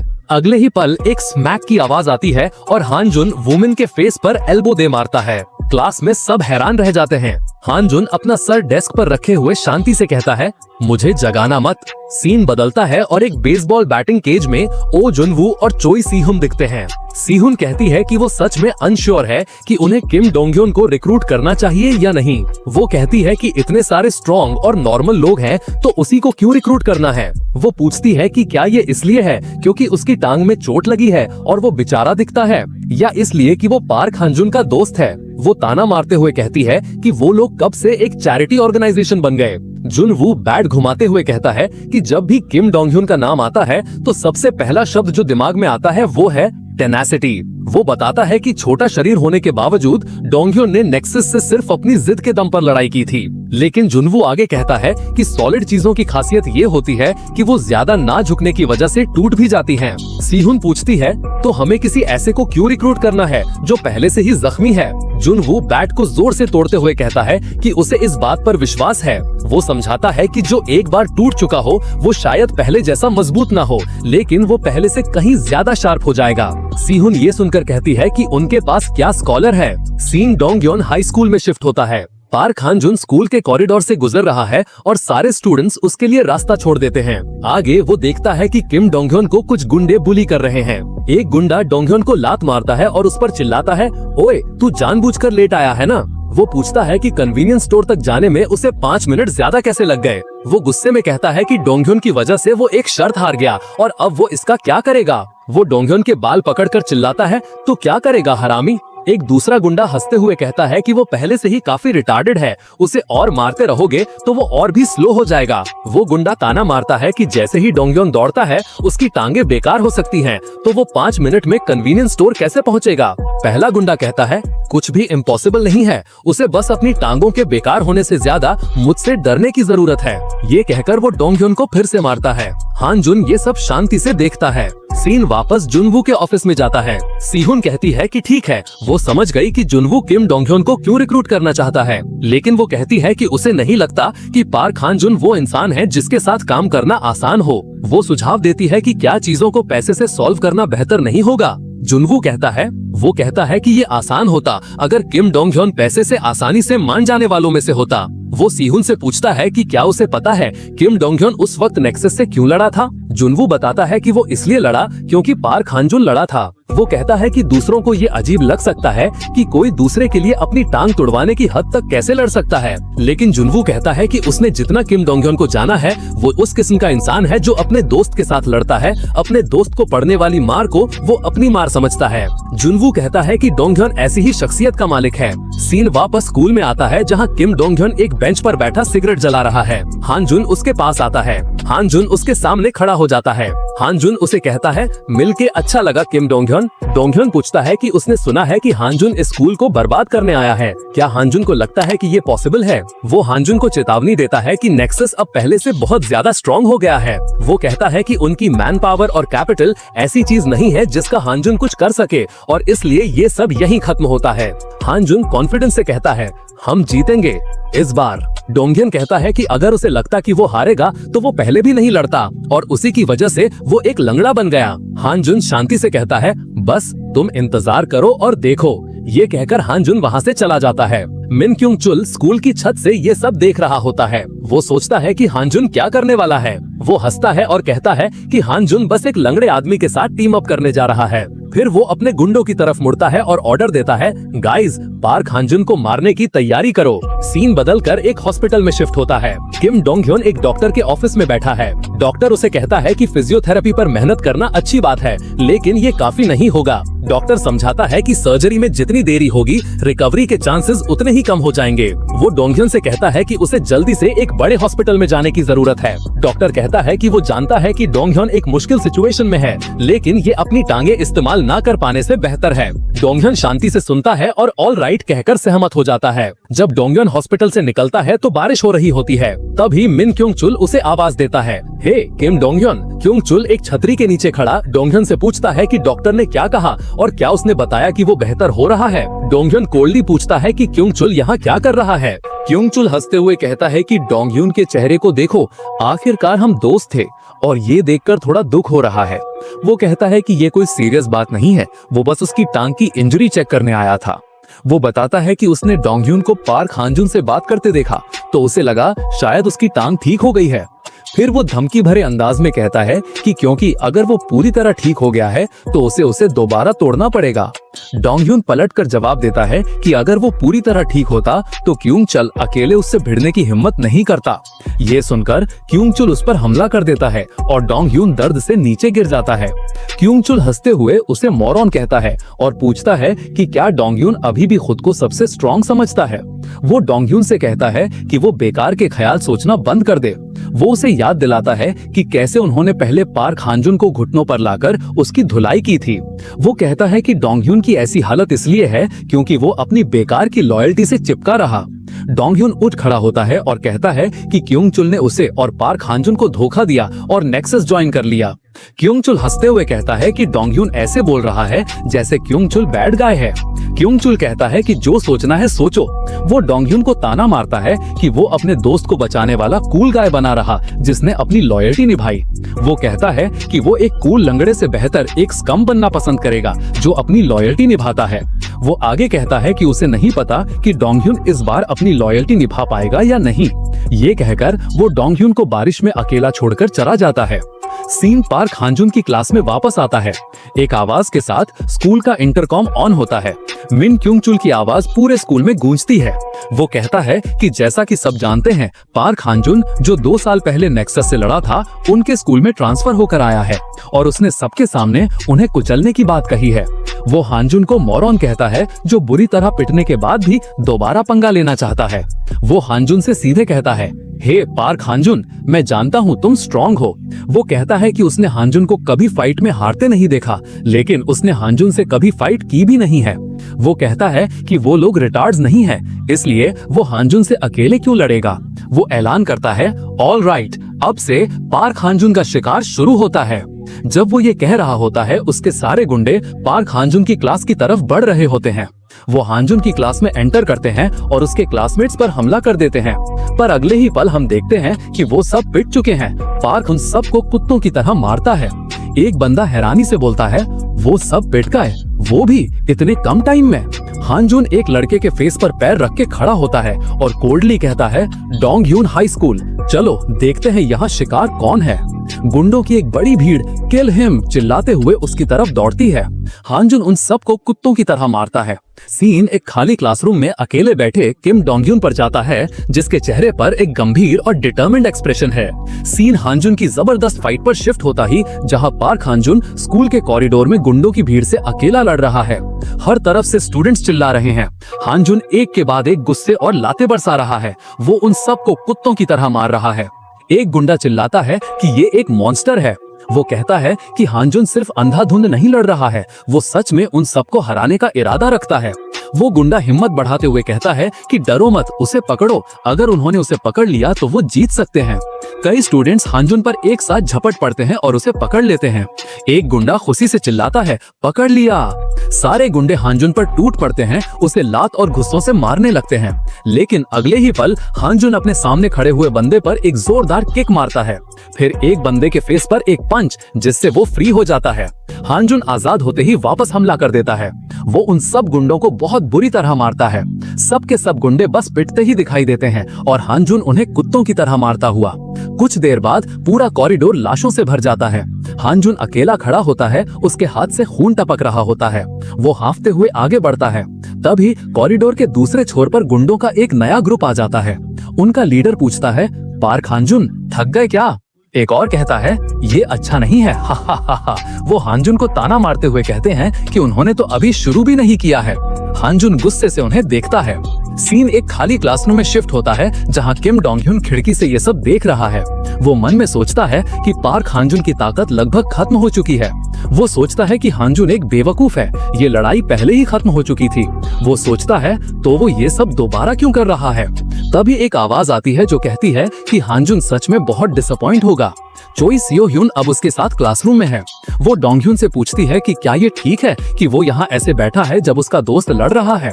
वो डोंग ह्यून के पास आती है और कहती है, हेलो, तुम किम डोंग ह्यून हो, है ना? डोंग ह्यून पूछता है कि वो कौन है। सियो ह्यून कहती है कि वो पार्क हांजुन के कलीग्स में से एक है। डोंग ह्यून कहता है कि वो लड़ नहीं सकता। सियो ह्यून कहती है कि वो यहाँ उससे लड़ने के लिए कहने नहीं आई है। वो कहती है कि वो बस उसे पार्क हांजुन के बारे में कुछ बताना चाहती है। वो बताती है कि जहाँ तक उसे पता है हांजुन पूरे डोंगह्यून हाई स्कूल से लड़ रहा है। वो बताती है कि उन्होंने हांजुन को ऐसी सिचुएशन में भाग जाने को कहा था, लेकिन वो जिद करके लड़ने पर तुला हुआ है। सियो ह्यून डोंगह्यून से पूछती है कि क्या उसे पता है ऐसा क्यों है। डोंगह्यून जवाब देता है कि हांजुन ने कहा कि वो ये साबित करना चाहता है कि इस बार वो जीत सकता है। डोंगह्यून को हांजुन के कहे शब्द याद आते हैं, मैं जीतूंगा इस बार। उसे मिन क्योंग चुल की कही बात भी याद आती है कि उसकी ये हालत उसकी बेकार की लॉयल्टी की वजह से है। सियो ह्यून उससे पूछती है कि क्या उसे यकीन है कि उसे पछतावा नहीं होगा। सीन वापस कॉरिडोर की फाइट पर आता है। हांजुन अब भी गुंडों को बुरी तरह मार ही रहा होता है। वो एक एक करके सबको मारता है। अब कॉरिडोर में हर जगह गुंडे लाशों की तरह पड़े हुए हैं। हांजुन मिन क्योंग चुल और उसके टॉप फाइटर्स के सामने खड़ा है। क्योंग चुल ताली बजाते हुए कहता है कि जैसा पार्क हांजुन से उम्मीद थी। वो पूछता है कि हांजुन ने अकेले कितने लोगों को हराया। फिर वो कहता है कि अब हांजुन का खेल खत्म। डोंगह्यून हाई स्कूल के टॉप फाइटर्स इंट्रोड्यूस होते हैं। नंबर 5 जो सू ह्यून, नंबर 7 चोई मिन वुक, नंबर 4 कांग तेहुन, नंबर 3 दे गिल और नंबर 2 ग्यूम बोसियोक। क्योंग चुल कहता है कि अब से इनमें से हर एक मॉन्स्टर जैसा है। क्योंग चुल उसे मॉरन कहता है और उसके फाइटर्स हांजुन पर हमला कर देते हैं। हांजुन उनसे भिड़ने जाता है। तभी एक गुंडे के फेस पे वाइपर आके लगता है। सब शॉक रह जाते हैं। सीन किम डोंगह्यून पर कट होता है, जो अब कॉरिडोर में ही खड़ा है जहाँ हांजुन के हराए हुए लोग पड़े हैं। वो मन में सोचता है कि हांजुन बहुत एनोइंग है, सारे कूल काम अकेले ही कर रहा है। फिर सीन एक ब्रीफ केस पर जाता है जो पैसों से भरा है और उसके ऊपर हांजुन और डोंगह्यून दोनों की साथ वाली एक फोटो रखी है। सीन स्कूल की छत पर शिफ्ट होता है जहाँ मिन क्योंग चुल नीचे कॉरिडोर में हो रही फाइट को देखता है। उसके गुंडे हैरानी से कहते हैं कि किम डोंगह्यून वो हरामी उनसे फिर से लड़ने की कोशिश कर रहा है। मिन क्योंग चुल कहता है कि भूल जाओ, ये एक्चुअली बेहतर है। वो ऐलान करता है कि वो पार्क हांजुन के साथ साथ डोंगह्यून से भी निपट लेंगे। नीचे कॉरिडोर में स्टूडेंट्स चिल्ला रहे हैं। डोंगह्यून हाथ में टूटी हुई लकड़ियों को हथियार की तरह इस्तेमाल करते हुए गुंडों पर हमला कर देता है। वो तेजी से एक के बाद एक को ढेर कर रहा है। एक गुंडा उस पर चिल्लाता है, फकिंग कमजोर, टफ बनने की कोशिश कर रहा है, लेकिन डोंगह्यून उसे भी आसानी से मार गिराता है। डोंगह्यून सबको बहुत बुरी तरह पीट रहा होता है। हांजुन भी एक साइड से फाइट को ज्वाइन करता है और अब वो दोनों गुंडों को कुत्तों की तरह मारने लगते हैं। गुंडे शॉक में हैं। एक कहता है, फक, ये कैसे पॉसिबल है? उनमें से एक थका हुआ है और दूसरा एक लंगड़ा है। वो हैरान है कि वो दोनों इतने स्ट्रॉन्ग कैसे हैं। अब हांजुन और डोंगह्यून एक साथ पीठ से पीठ मिलाकर गुंडों की भीड़ से लड़ रहे हैं। वो एक परफेक्ट टीम की तरह काम करते हैं, हर तरफ से आ रहे हमलों को रोकते हुए और पलटकर वार करते हुए। कॉरिडोर लाशों से भर जाता है। फाइट के बाद दोनों हांफते हुए खड़े होते हैं। डोंगह्यून हांजुन से कहता है सॉरी। वो कहता है कि अपनी इस हालत में जीते हुए उसने हांजुन को बहुत ब्लेम किया। उसे पास्ट में बोली हुई बात याद आती है जहाँ वो कहता कहता है कि अगर हंजुन को लगता कि वो हारेगा तो वो उस वक्त नहीं लड़ता और उसी की वजह से डोंगhyun एक लंगड़ा बन गया। वो बोलता है कि वो जानता है कि ये हंजुन की वजह से नहीं हुआ, लेकिन वो बस किसी को इसके लिए ब्लेम करना चाहता था। तभी मिन क्यांगचुल उन पर अटैक करने आ जाता है और कहता है क्या बकवास है। वो उन्हें धमकाते हुए कहता है कि अगर उन्हें मरने का इतना ही शौक है तो वो उनकी ये ख्वाहिश पूरी करेगा। जैसे ही क्यांगचुल आगे बढ़ता है, डोंगhyun उसके सामने आ जाता है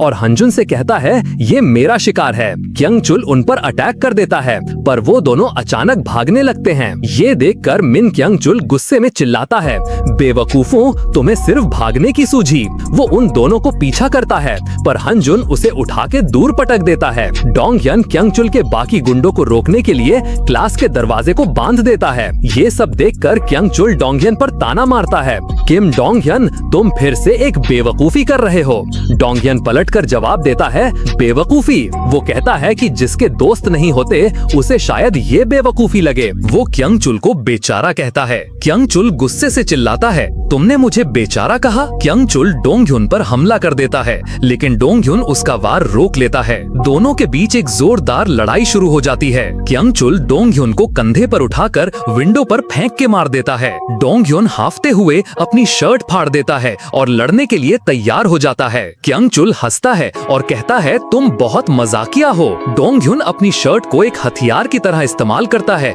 और क्यांगचुल के चेहरे पर लपेट देता है, जिससे वो अंधा हो जाता है। वो चिल्लाते हुए अंधाधुंध घूंसे चलाता है। क्यांगचुल अंधा होने बावजूद डोंगhyun को पकड़कर पटक देता है। जमीन पर पड़े डोंगhyun से क्यांगचुल कहता है कि अब वो दोनों पहले जैसे नहीं रहे। ये कहकर वो उसके टूटे हुए पैर पर एक जोरदार पंच मारता है, जिससे डोंगhyun दर्द में चिल्ला उठता है। क्यांगचुल डोंगhyun से कहता है कि आज की इस घटना की उसे भारी कीमत चुकानी पड़ेगी। ये कहकर वो उठकर जाने लगता है। ये देखकर डोंगhyun गुस्से में कहता है, कहाँ जा रहा है फकिंग गोरिल्ला। क्यांगचुल हैरानी से पलटता है और सोचता है कि इतना मार खाने के बाद भी डोंगhyun हारा नहीं है। डोंगhyun दांत पीसते हुए मन में कहता है कि इट्स नॉट ओवर येट। डोंगhyun अपनी पूरी हिम्मत जुटाकर उठ खड़ा होता है। क्यांगचुल गुस्से में चिल्लाता है, खत्म नहीं हुआ माय एस। वो डोंगhyun पर हमला करते हुए पूछता है कि क्या वो इस हालत में कुछ भी करने के काबिल है। दोनों के बीच एक आखिरी जोरदार मुकाबला होता है। डोंगhyun मन में कहता है ये खत्म नहीं हुआ है, पर तभी एक जोरदार पंच से डोंगhyun जमीन पर गिर जाता है। क्यांगचुल जमीन पर पड़े डोंगhyun को देखता है और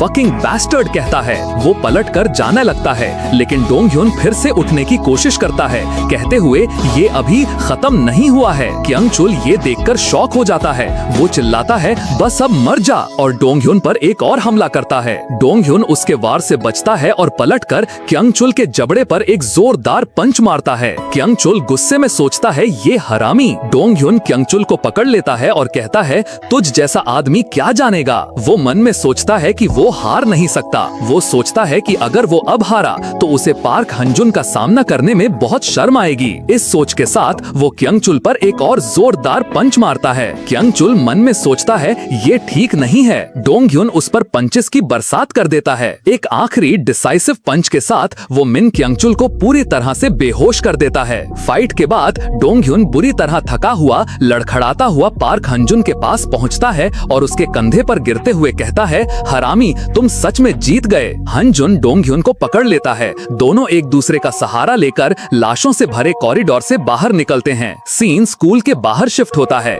जहां डोंगhyun एसोसिएशन का मैनेजर ली अपनी कार से उतरता है। वो टूटे हुए स्कूल को देखकर पूछता है, ये क्या है। वो मिन क्यांगचुल को एक नालायक कहता है। उसका आदमी कंफर्म करता है कि टारगेट का नाम पार्क हंजुन है। मैनेजर ली गुस्से में कहता है कि सिर्फ एक हरामी को पकड़ने के लिए उन्होंने स्कूल का ये कबाड़ा बना दिया। वो अपने आदमियों को ऑर्डर देता है कि पार्क हंजुन नाम के उस हरामी को पकड़ो और उसकी सिर्फ 3 हड्डियां तोड़ना। जैसे ही उसके आदमी आगे बढ़ते हैं, ओ जुनवू का लॉयर किम बॉम-क्वान अपने आदमियों के साथ उनका रास्ता रोक लेता है। बॉम-क्वान मैनेजर ली से कहता है कि ऐसा ना करे। वो कहता है कि बच्चों को एक दूसरे से निपटने देना चाहिए और बड़ों को एक दूसरे से अलग से निपटना चाहिए। अगले सीन में मैनेजर ली एक कमरे में बॉम-क्वान और उसके लोगों के साथ बैठा है। वो गुस्से में कहता है कि KR लॉ फर्म, तो इसका मतलब पार्क हंजुन के पास बहुत पैसा है। वो पूछता है कि सिर्फ इसलिए कि उनके पास पैसा है वो ऐसी हरकतें कर सकते हैं। बॉम-क्वान जो काले ब्रीफ केसेस से घिरा हुआ है उससे कहता है कि ज्यादा जल्दी ना करे। वो आगे कहता लगता है कि ली डिससैटिस्फाइड नहीं होगा। ये सुनकर मैनेजर ली के चेहरे पर एक लालची मुस्कान आ जाती है। सीन बदलता है और मैनेजर ली कहता है कि ऐसा लगता है बेमकॉन को नेगोशिएशन के बारे में एक दो चीजें पता हैं। ब्रीफ केस खुलता है।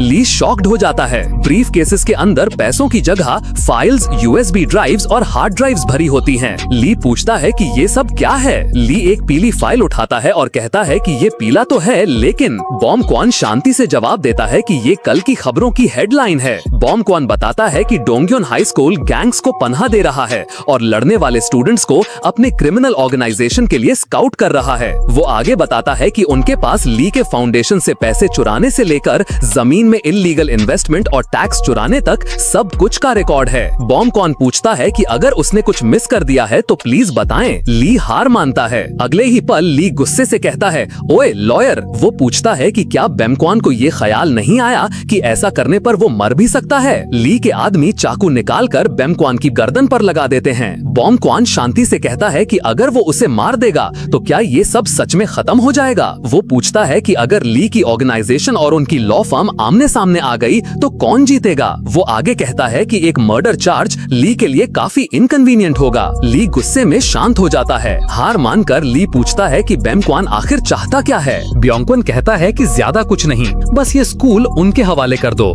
ली शॉक्ड हो जाता है। सीन एक हॉस्पिटल में शिफ्ट होता है जहाँ चॉय स्योह्योन पार्क हंजुन से पूछती है कि क्या वो सच में इंसान है या रोबोट। वो पूछती है कि पूरे डोंगयोन हाई से भिड़ने के बाद भी वो ठीक कैसे लग रहा है। हंजुन, जिसके चेहरे और हाथों पर पट्टियां लगी हैं, शांति से बैठा रहता है। हंजुन कहता है, मैं ठीक नहीं हूँ। एक डॉक्टर दरवाजा खोलता है। हंजुन उठता है। डॉक्टर उन्हें किम डोंगयन के बारे में बताता है जो एक हॉस्पिटल बेड पर बेहोश पड़ा है। डॉक्टर कहता है कि ये हैरानी की बात है कि डोंगयन ने इतने देर तक दर्द कैसे सह लिया, क्योंकि आने पर उसकी हालत अच्छी नहीं थी। वो कहता है कि डिटेल रिजल्ट्स के लिए उन्हें उसे ऑब्जर्व करना पड़ेगा, लेकिन सर्जरी सक्सेसफुल रही। डॉक्टर कहता है कि उसे रिकवरी के हाई चांस की उम्मीद है। स्योह्योन ये सुनकर चैन की सांस लेती है। हंजुन भी आंखें बंद किए सुकून महसूस करता है। सीन एक आलीशान होटल में शिफ्ट होता है जहां ओ जुनवो बैठा होता है और एक रिपोर्टर किम चेन-सू का इंटरव्यू ले रही है। वो सक्सेसफुल यूथ इंटरव्यू में पार्टिसिपेट करने के लिए उसका धन्यवाद करती है और कहती है कि इससे कई स्टूडेंट्स को मदद मिलेगी।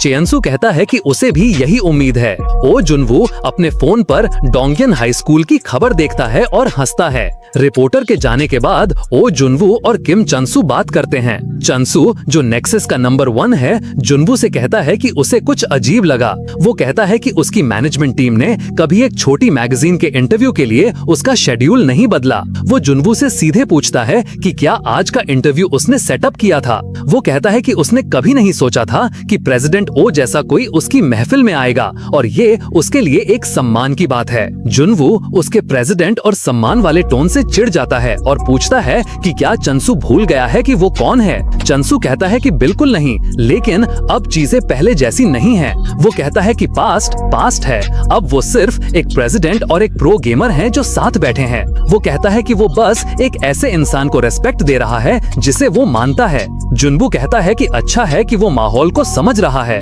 लेकिन ये थोड़ा बोरिंग है। वो कहता है कि वो सुपर फिक्सेटिव टाइप का है और बताता है कि डोंगयन हाई को उसने ले लिया है। चंसू कहता है कि उसे नहीं पता कि जुनवो क्या कह रहा है। वो कहता है कि अगर बात हो गई हो तो वो अब चलेगा और प्रेसिडेंट को मिलकर खुशी हुई। जैसे ही वो जाने के लिए उठता है, चंसू एक बार फिर झुकता है और वहाँ से चला जाता है। जुनवो अपने मन में सोचता है, किम चंसू, अगली बार जब हम मिलेंगे तुम अपना स्ट्रेट फेस मेंटेन नहीं कर पाओगे। चंसू के जाने के बाद जुनवो एक लंबी सांस लेता है। वो सोचता है कि उसे चिंता थी कि 2 साल हो गए हैं, शायद उसे गुस्सा ना आए या वो चंसू को देखकर डर जाए। वो हंसता है और सोचता है कि उसकी चिंता बेकार थी। वो गुस्से में मुस्कुराते हुए कहता है कि चंसू का चेहरा देखकर उसे गुस्सा आता है। एक कार में चंसू फोन पर है। दूसरी तरफ से कोई पूछता है कि वो अब क्या करेगा। क्या वो पार्क हंजुन और ओ जुनवो को ऐसे ही छोड़ देगा? चंसू कहता है कि बिल्कुल नहीं, अगर उन्होंने आग लगाई है तो उन्हें भी जवाब देना चाहिए। वो ऑर्डर देता है, तैयार रहो। वो कहता है कि ये फाइट शायद साउथ कोरिया की हिस्ट्री की सबसे बड़ी फाइट होगी। सीन बदलता है और एक आलीशान बिल्डिंग के अंदर नेक्सस के सभी ब्रांच मैनेजर्स की एक मीटिंग हो रही है। ग्योंगी ब्रांच का मैनेजर चॉय तैसू पूछता है कि इस अर्जेंट कॉल का क्या मतलब है, क्योंकि उसका एक स्केड्यूल है इसलिए जल्दी करने को कहता है। गैंगवॉन ब्रांच का मैनेजर किम जी ह्योक कहता है कि वो वही करते हैं जो उन्हें ऑर्डर दिया जाता है। चंग चियांग ब्रांच का मैनेजर ली मूनगिल आराम से कहता है वेल इट हैपेंस। जोला ब्रांच का मैनेजर जो चेनक्यू शांति से ड्रिंक पीते हुए कहता है कि सोल का व्यू अच्छा है तो कंप्लेन क्यों करना। ग्योंगसंग ब्रांच का मैनेजर बैक डोंगचेन चुपचाप सब कुछ सुन रहा होता है। इंचन ब्रांच का मैनेजर नाम इंसू भी सीरियस होकर बैठा हुआ है। चॉय तैसू सीधे मुद्दे पर आते हुए कहता है कि उन सबके यहाँ होने की वजह पार्क हंजुन है ना। वो आगे पूछता है कि क्या चंसू ने उसे अपने पैसों से एक लूजर नहीं बना दिया था। ये सुनकर बैक डोंगचन कहता है कि आखिर ये पार्क हंजुन है कौन जिसके लिए उन सबको सोल बुलाना पड़ा। ये सुनकर ली मूनगिल हंसता है और कहता है कि ओ हाँ, बैक को तो नहीं पता होगा क्योंकि बैक ने नेक्सस पिछले साल ही ज्वाइन किया था। वो आगे कहता है कि अगर बैक को कुछ भी नहीं पता तो ये थोड़ा अजीब होगा, इसलिए वो उसे सब कुछ बताता है। वो बताता है कि 2 साल पहले पार्क हंजुन नाम का एक सुपर डेंजरस लड़का था। वो सोल के एक छोटे से इलाके का हेड था। वो कहता है कि नेक्सस ने सोल के बाहर सहित आसपास के सभी इलाकों पर कब्जा कर लिया था। इसके बावजूद उन्हें पार्क हंजुन के इलाके पर कब्जा करने में बहुत मुश्किल हुई। वो कहता है कि ये बहुत एम्बैरेसिंग था। इतना ही नहीं, बाकी इलाकों के गुंडों ने पार्क हंजुन को देखा और उन्हें उम्मीद मिल गई और इस वजह से नेक्सस पर कई अटैक्स हुए। इसलिए उन्होंने पार्क हंजुन को पकड़ने के लिए अपनी पूरी ताकत झोंक दी। वो कहता है कि अगर सब कुछ बिना प्रॉब्लम के खत्म हो जाता तो वो आज यहाँ नहीं होते। कुछ ऐसा हुआ जो उनकी उम्मीद से परे था। वो बताता है कि उनके पास ज्यादा लोग होने के बावजूद वो लड़ाइयाँ हारते रहे। इतना ही नहीं, नेक्सस बर्बाद होने की कगार पर आ गया था। बैक हैरानी से पूछता है, ये पॉसिबल है? ली मूनगिल कहता है कि हाँ, अगर तुमने उस हरामी को लड़ते हुए देखा होता। वो हंजुन को एक क्रेजी मॉन्स्टर कहता है। ये सुनकर बैक डोंगचन गुस्से में कहता है कि तो क्या इसका मतलब ये नहीं कि तुम सब कमजोर थे? ली गिल उस पर चिल्लाता है कि ज्यादा होशियार मत बन और अपनी औकात में रहे। चॉय तैसू फिर कहता है कि सच कहूँ तो उसने भी यही सोचा था, लेकिन वो 2 साल पहले की बात है। वो कहता है कि उसे लगता है कि नेक्सस पार्क हंजुन जैसे मामूली मामले पर ओवर रिएक्ट कर रहा है। जो चेनक्यू उसे समझाता है कि ऐसी बात नहीं है, सावधान रहने में कोई बुराई नहीं है। वो आगे कहता है कि भले ही ये टाइम वेस्ट लगे, लेकिन ये दिन एक बहुत महत्वपूर्ण दिन बन सकता है। तभी किम चंसू वहाँ आता है और सबसे पूछता है कि क्या सब आ गए हैं। वो सडन कॉल के लिए माफी मांगता है और कहता है कि इसके बाद वो सब साथ में खाना खाएंगे। वो कहता है कि वो सब जानते हैं कि उन्हें यहाँ क्यों बुलाया गया है। पार्क हंजुन ने अपनी चाल चल दी है। वो ऐलान करता है कि उसे लगता है जंग ही सबसे अच्छा ऑप्शन है। वो कहता है कि भले ही ये फैसला उसका है, लेकिन सबके सामने ये फैसला लेना कॉमन डिसेंसी है। चॉय ताइसू पूछता है कि क्या जंग सच में सही कदम है। वो कहता है कि उसे लगता है कि वो लोग सिर्फ एक स्कूल पर कब्जा होने पर ज्यादा हंगामा कर रहे हैं। ये सुनकर चॉनसू गुस्से में चिल्लाता है, तुम्हें लगता है मैं हंगामा कर रहा हूँ? तभी नाम इंसू, इंचुन का मैनेजर, कहता है कि उसे नहीं लगता कि चॉनसू हंगामा कर रहा है। वो कहता है कि उसे हांजुन से निपटने दो। चॉनसू पूछता है कि क्या वो ठीक रहेगा, क्योंकि पिछली बार चॉनसू ने जो तरीका इस्तेमाल किया था वो शायद दोबारा इतनी आसानी से काम ना करे। वो बताता है कि हांजुन के पास एक बेनिफैक्टर है, इसलिए बहुत तैयारी करनी पड़ेगी। नाम इंसू कहता है, तैयारी? जब से मुझे ये घाव मिला है एक पल भी ऐसा नहीं गया जब मैं तैयार ना था। चॉनसू मुस्कुराता है और कहता है कि ठीक है, नाम इंसू का पार्क हांजुन से पुराना झगड़ा है और वो उस पर भरोसा कर सकता है, इसलिए वो फेवर में वोट करता है। बाकी सब भी फेवर में वोट करते हैं। चॉनसू ऐलान करता है कि तो ठीक है, इंचुन इस मामले को संभालेगा। मीटिंग खत्म होने के बाद नाम इंसू मन में सोचता है, पार्क हांजुन हरामी। वो अपने गुंडों के पास जाता है और कहता है, वो दिन आखिरकार आ गया है, वो दिन जब हम पार्क हांजुन को मार सकते हैं। उसके गुंडे हैरानी से पूछते हैं कि क्या वो सच कह रहा है, क्या वो सच में हांजुन को मार सकते हैं। सीन बदलता है और दिन के वक्त ओ जुनवू और पार्क हांजुन शहर की सड़कों पर चल रहे हैं। वो उस पुराने टूटे हुए घर के पास पहुंचते हैं जिसके बाहर पुलिस टेप लगी है। जुनवू पूछता है कि क्या हांजुन को बुरा नहीं लगता। वो कहता है कि वो हांजुन के बारे में बहुत कुछ जानता है, लेकिन हांजुन उसके बारे में कुछ नहीं जानता, जैसे कि उसके पास इतना पैसा कैसे आया, वो किम चेन सू से नफरत क्यों करता है और क्यों वो अपने सारे पैसे इस्तेमाल करके बदला लेना चाहता है। हांजुन शांति से उसे देखता रहता है। जुनवू उससे अंदर आने को कहता है। घर के अंदर वो वो दोनों एक डाइनिंग टेबल पर बैठे हैं। जूनवू कहता है कि उसे लगता है अब हांजुन को बताने का वक्त आ गया है। वो शुरू करता है, पहली बात, जो पैसा मैं इस्तेमाल कर रहा हूँ वो मेरा नहीं है। हांजुन हैरानी से देखता है। जूनवू बताता है कि ये पैसा असल में इस घर के मालिक का है। फिर जूनवू 2 साल पुरानी कहानी सुनाना शुरू करता है। एक फ्लैशबैक में एक यंग जूनवू जो उस वक्त अलग दिखता था सड़क पर चल रहा है। उसका दोस्त ह्योक दौड़ते हुए आता है, उसे चिढ़ाते हुए कहता है, ओए बेवकूफ, तुझे किसने कहा मुझसे आगे जाने को? जूनवू बताता है कि उसका एक दोस्त था, एक ऐसा दोस्त जिसे वो इतने लंबे समय से जानता था कि उसे याद भी नहीं कि वो दोस्त कब बने। वो बताता है कि वो एक दूसरे से लड़ते थे और अगले दिन सब भूल जाते थे। एक ऐसा दोस्त जो परिवार जैसा था। एक और फ्लैशबैक में दोनों दोस्त लैपटॉप्स पर काम कर रहे हैं। ह्योक कहता है कि ये कंप्लीट हो गया, एक AI स्टॉक्स ट्रेडर। मुझे लगता है डिजाइन अमेजिंग है। जूनवू मजाक उड़ाते हुए कहता है कि डिजाइन तो बेकार है। ह्योक उसे चुप रहने को कहता है। वो बताता है कि उनका बनाया AI financial statements, market size, policy और कई तरह की डील्स को डिस्प्ले करता था, यहाँ तक कि कुछ कंपनीज के विजन और कंज्यूमर्स के रिएक्शंस भी। ये हर तरह से फूल प्रूफ था और अगर फेल भी हो जाए तो हर आउटकम के लिए एक प्लान था। जूनवू कहता है कि ह्योक ने ये सब अकेले कोड किया और मार्केट प्रेडिक्शन के बारे में सब कुछ सीखा। वो मानता है कि डिजाइन बेकार है लेकिन फंक्शन इंटरेस्टिंग लगता है। फिर वो कहता है कि एक इशू है, ये सब तुम्हारे यानी पार्क हांजुन के नेक्सस से हारने के बाद हुआ। जूनवू बताता है कि नेक्सस से हारने के बाद सब उनके शिकार बन गए। एक फ्लैशबैक में नेक्सस के गुंडे उन्हें घेर लेते हैं और पूछते हैं कि क्या उन्होंने असेंबल होने का ऑर्डर नहीं सुना। वो लोग उन्हें मारने लगते हैं। जूनवू बताता है कि नेक्सस अनअप्रूव्ड ग्रुप्स को तोड़ रहा था, लेकिन जूनवू कहता है कि वो उसकी पर्सनालिटी जानता है। वो चुपचाप बैठकर किसी 3rd ग्रेड के गुंडे से मार नहीं खा सकता। फ्लैशबैक में जूनवू भी गुंडे पर चेयर से हमला कर देता है। वो कहता है कि उसका दोस्त भी उसके जैसा ही था और वो भी एक गुंडे को मारते हुए चिल्लाता है, तू मेरे दोस्त को क्यों मार रहा है हरामी? जूनवू बताता है कि वो लड़ने में अच्छे नहीं थे, लेकिन वो जंगली कुत्तों की तरह लड़े। उन्हें लगा कि अगर वो पागलपन दिखाते रहेंगे और उन्हें थका देंगे तो वो उन्हें छोड़ देंगे, लेकिन जूनवू कहता है कि वो उनसे कहीं ज्यादा क्रेजी निकले। अगले सीन में उनका घर आग में जल रहा है। एक फायर फाइटर जूनवू को पकड़कर कहता है, बेटा आगे जाना खतरनाक है। जूनवू चिल्लाता है, रोता है क्योंकि ह्योक अंदर ही था। अगले सीन में वो गुंडों पर चिल्ला रहा होता है, तुम हरामियों ने उसे मारा है ना? तुम लोग इंसान भी हो हरामियों, हमने तुम्हारा क्या बिगाड़ा था? गुंडे शांति से कहते हैं, हमने वहाँ सिर्फ स्मोक किया था, गलती उसकी है कि वो इतना डिसरिस्पेक्टफुल था। जूनवू गुस्से में उन पर हमला करता है, लेकिन वो उसे बुरी तरह से मारकर गिरा देते हैं। जूनवू बताता है कि वो बेबस था, उन्होंने उसके दोस्त को मार दिया और वो उनके खिलाफ कुछ नहीं कर सका। उसने नेक्सस से लड़ने की हिम्मत खो दी थी और उसे इस सब से ठीक होने का कोई रास्ता नहीं दिख रहा था। वो सोचता है कि मर जाना ही बेहतर होगा। वो सोचता है कि काश वो सब कुछ रिवर्स कर सके और कभी पैदा ही ना हुआ होता। अपनी इस हालत में वो देखता है कि उनका बनाया हुआ AI ट्रेडर अभी भी चल रहा था। स्क्रीन पर लिखा था कि लर्निंग डेटा स्टोरेज फुल हो गया है और अब वो स्टोर्ड डेटा से ट्रेडिंग कर रहा है। जूनवू सोचता है कि उसे मर तो जाना ही है, तो वो पैसे कलेक्ट करके डोनेट कर देगा। जब वो अकाउंट देखता है तो वो शॉक हो जाता है। उसके बैंक अकाउंट में इतना बैलेंस था जितना उसने कभी सोचा नहीं था।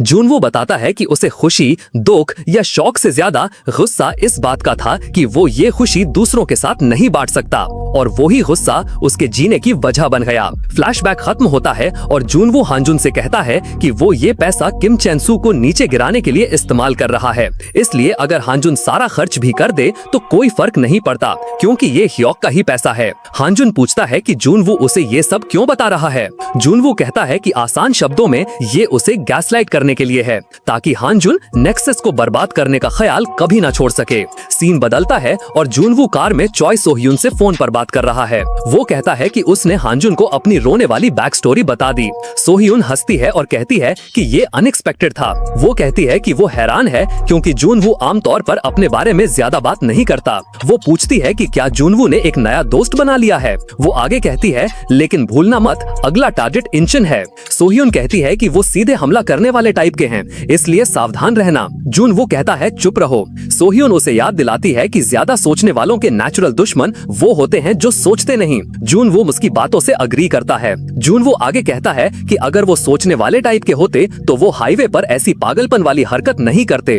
अगले ही पल उनकी कार पर कई बाइक्स हमला कर देती हैं। उसका ड्राइवर चिल्लाता है, प्रेसिडेंट कस के पकड़ना। कार एक जोरदार आवाज के साथ टकरा जाती है। चोई सेओ ह्यून चिल्लाती है, हेलो ओ जुनवू, वहाँ क्या हो रहा है? दूसरी तरफ कार के अंदर ओ जुनवू बेहोश पड़ा है। तभी नाम इंसू जुनवू का फोन उठा लेता है। सेओ ह्यून चिल्ला रही होती है। नाम इंसू उससे पूछता है, ओह एक लड़की, क्या तुम इस हरामी की लवर हो? वो आगे कहता है कि वो जरूर बहुत सुंदर होगी इस अमीर हरामी की लवर बनने के लिए। फिर वो गुस्से में कहता है कि वो पार्क हांजुन को जानती है ना? वो उससे हांजुन के लिए एक मैसेज पास करने को कहता है। बाइकर उससे कहता है कि वो east Incheon JQ distribution centre में इंतजार करेंगे। वो कहता है कि अगर सेओ ह्यून हांजुन को बताएगी कि इंचियोन का नाम इंसू उसका इंतजार कर रहा है तो वो समझ जाएगा। कॉल कट जाती है। सेओ ह्यून चिल्लाती है। वो गुस्से में कहती है कि उन हरामियों का दिमाग जरूर खराब हो गया है। वो चिल्लाती है कि वो सुंदर तो है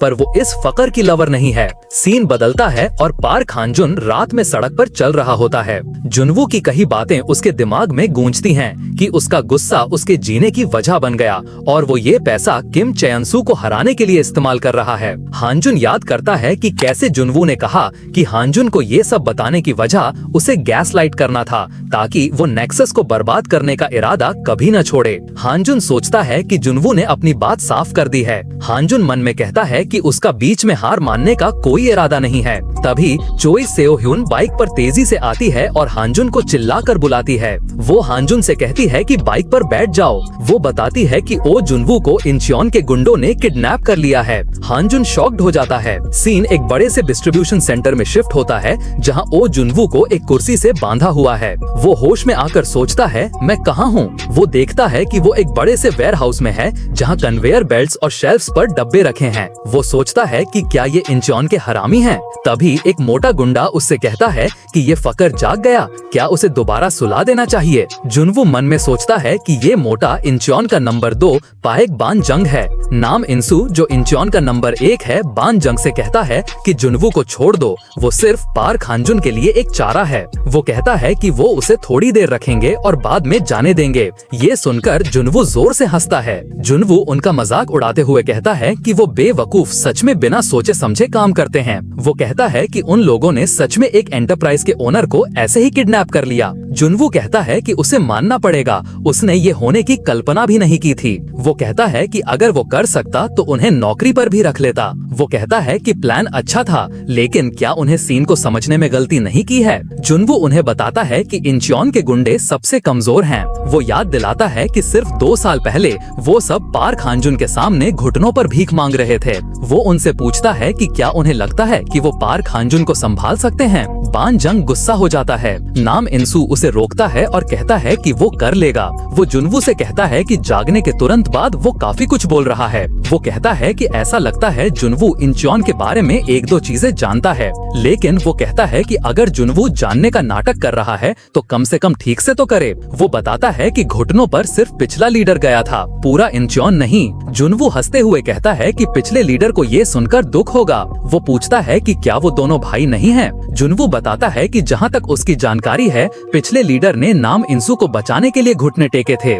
ये सुनकर बान जंग गुस्से में चिल्लाता है, एक और शब्द बोला तो मैं तुझे मार दूंगा। जुनवू उसे उकसाते हुए कहता है, एक और शब्द? बान जंग गुस्से में चिल्लाता है। तभी एक गुंडा दौड़ता हुआ आता है और नाम इंसू से कहता है कि उन्हें खबर मिली है कि पार्क खान जुन आ रहा है। नाम इंसू मुस्कुराता है और कहता है कि बान जंग अपनी ताकत उस पर वेस्ट न करे और उसके बजाय पार्क खान जुन पर इस्तेमाल करे। वो कहता है कि पार्क खान जुन की टाइमिंग काफी अच्छी है। बान जंग गुस्से में जुनवू को एक घूंसा मारता है और जुनवू जमीन पर गिर जाता है। जुनवू जमीन पर पड़ा हुआ कहता है कि कम से कम धीरे तो मारता। नाम इंसू जुनवू के पास जाता है और कहता है कि पिछले इंचियोन के बॉस ने पार्क हान जुन के सामने घुटने टेके थे। वो कहता है कि वो जुनवू को दिखाएगा कि इंचियोन अब बदल गया है। सीन बाहर सड़क पर शिफ्ट होता है जहां हान जुन और सेह्युन बाइक पर हैं। सेह्युन चिल्लाती है, क्या इंचियोन के सारे मोटरसाइकिल वालों को उनके पीछे भेज दिया है? फिर वो देखती है कि बाइकर्स ने उनका पीछा करना बंद कर दिया है।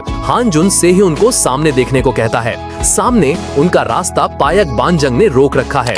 सेह्युन चिल्लाती है, ये क्या जंबो पोक चॉप? वो हानजुन से कहती है, पार्क हानजुन पकड़ो इसे। बानजंग हानजुन से कहता है कि चुप रहो और मेरे पीछे आओ। वो कहता है कि वो उसे अभी मारना चाहते हैं, लेकिन वो डरपोक नहीं है। वो ऐलान करता है कि इंचियोन में लड़ाइयाँ 1-on-1 होती हैं। सीन बदलता है और तीनों एक अंधेरी सुनसान जगह की तरफ चलते हैं। चोई सेह्योन बानजंग को देखकर कहती है, वाओ, तुम्हारी बॉडी काफी बड़ी है। वो कहती है कि वो शायद सबसे बड़े इंसान से मिल रही है। वो हैरानी से पूछती है कि एक इंसान की बॉडी इतनी बड़ी कैसे हो सकती है, और पूछती है कि क्या उसने कभी गलत जड़ी बूटी वाली दवाई पी ली थी। बानजंग शांत रहता है, जिस पर सेह्योन गुस्से में कहती है कि क्या उसे इग्नोर किया जा रहा है। सेह्योन उसे चिढ़ाते हुए पूछती रहती है कि वो हर महीने खाने पर कितना खर्च करता है। वो पूछती है कि क्या उसे अपने बड़े साइज के कारण स्पेशल कपड़े नहीं बनवाने पड़ते, और कहती है कि उसे लगता है कि उसके जूते आम लोगों से 300 गुना बड़े होंगे। बानजंग गुस्से में चिल्लाता है, बस फक अप, बंद कर और मेरे पीछे आ।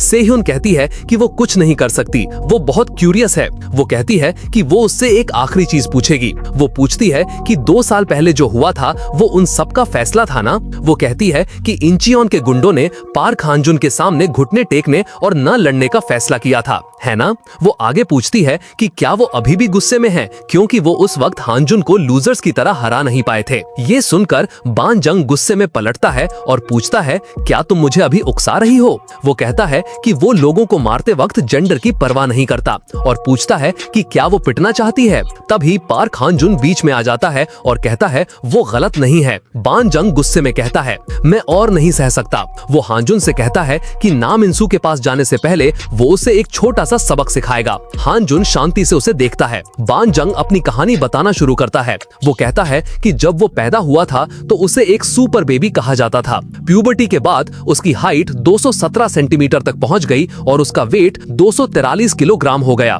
उसे डॉनकात्सु के नाम से जाना जाने लगा। प्रेजेंट में वापस वो सोचता है कि लेकिन जिंदगी में पहली बार उसे हवा में उड़ा दिया गया था। हांजुन उसे एक जोरदार किक मारता है जिससे वो नीचे गिर जाता है। उसके साथ ही गुंडे चिल्लाते हैं और शॉक्ड रह जाते हैं। हांजुन और सेह्योन वेयर हाउस में एंटर होते हैं। वहाँ नाम इंसू के गुंडे उनका इंतजार कर रहे होते हैं। वो कहते हैं, गाइस तैयार हो जाओ, जब वो पास आएंगे तो हम हमला करेंगे। सेह्योन हंसती है और कहती है कि इंचियोन के गुंडे 1-on-1 लड़ते हैं। My S. ओ जुनवू जो जमीन पर पड़ा है हांजुन को आवाज देता है। वो कहता है कि जल्दी करो और मुझे खोलो, मेरी टांगे सुन हो रही हैं। तभी नाम इंसू आगे बढ़ता है और अपने कोट को उतारता है। वो गुंडों से कहता है कि सब पीछे हट जाओ। वो आगे कहता है कि ये पैंक उसका है। नाम इंसू हांजुन के सामने आता है और कहता है, काफी टाइम हो गया पार्क हांजुन। हांजुन उससे पूछता है, तुम नाम मंसू के भाई हो। ये सुनकर नाम इंसू के चेहरे पर गुस्सा आ जाता है। वो हांजुन पर हमला कर देता है। हांजुन के चेहरे पर एक कट लग जाता है। सेह्योन जो जुनवू के पास बैठी है चिल्लाती है,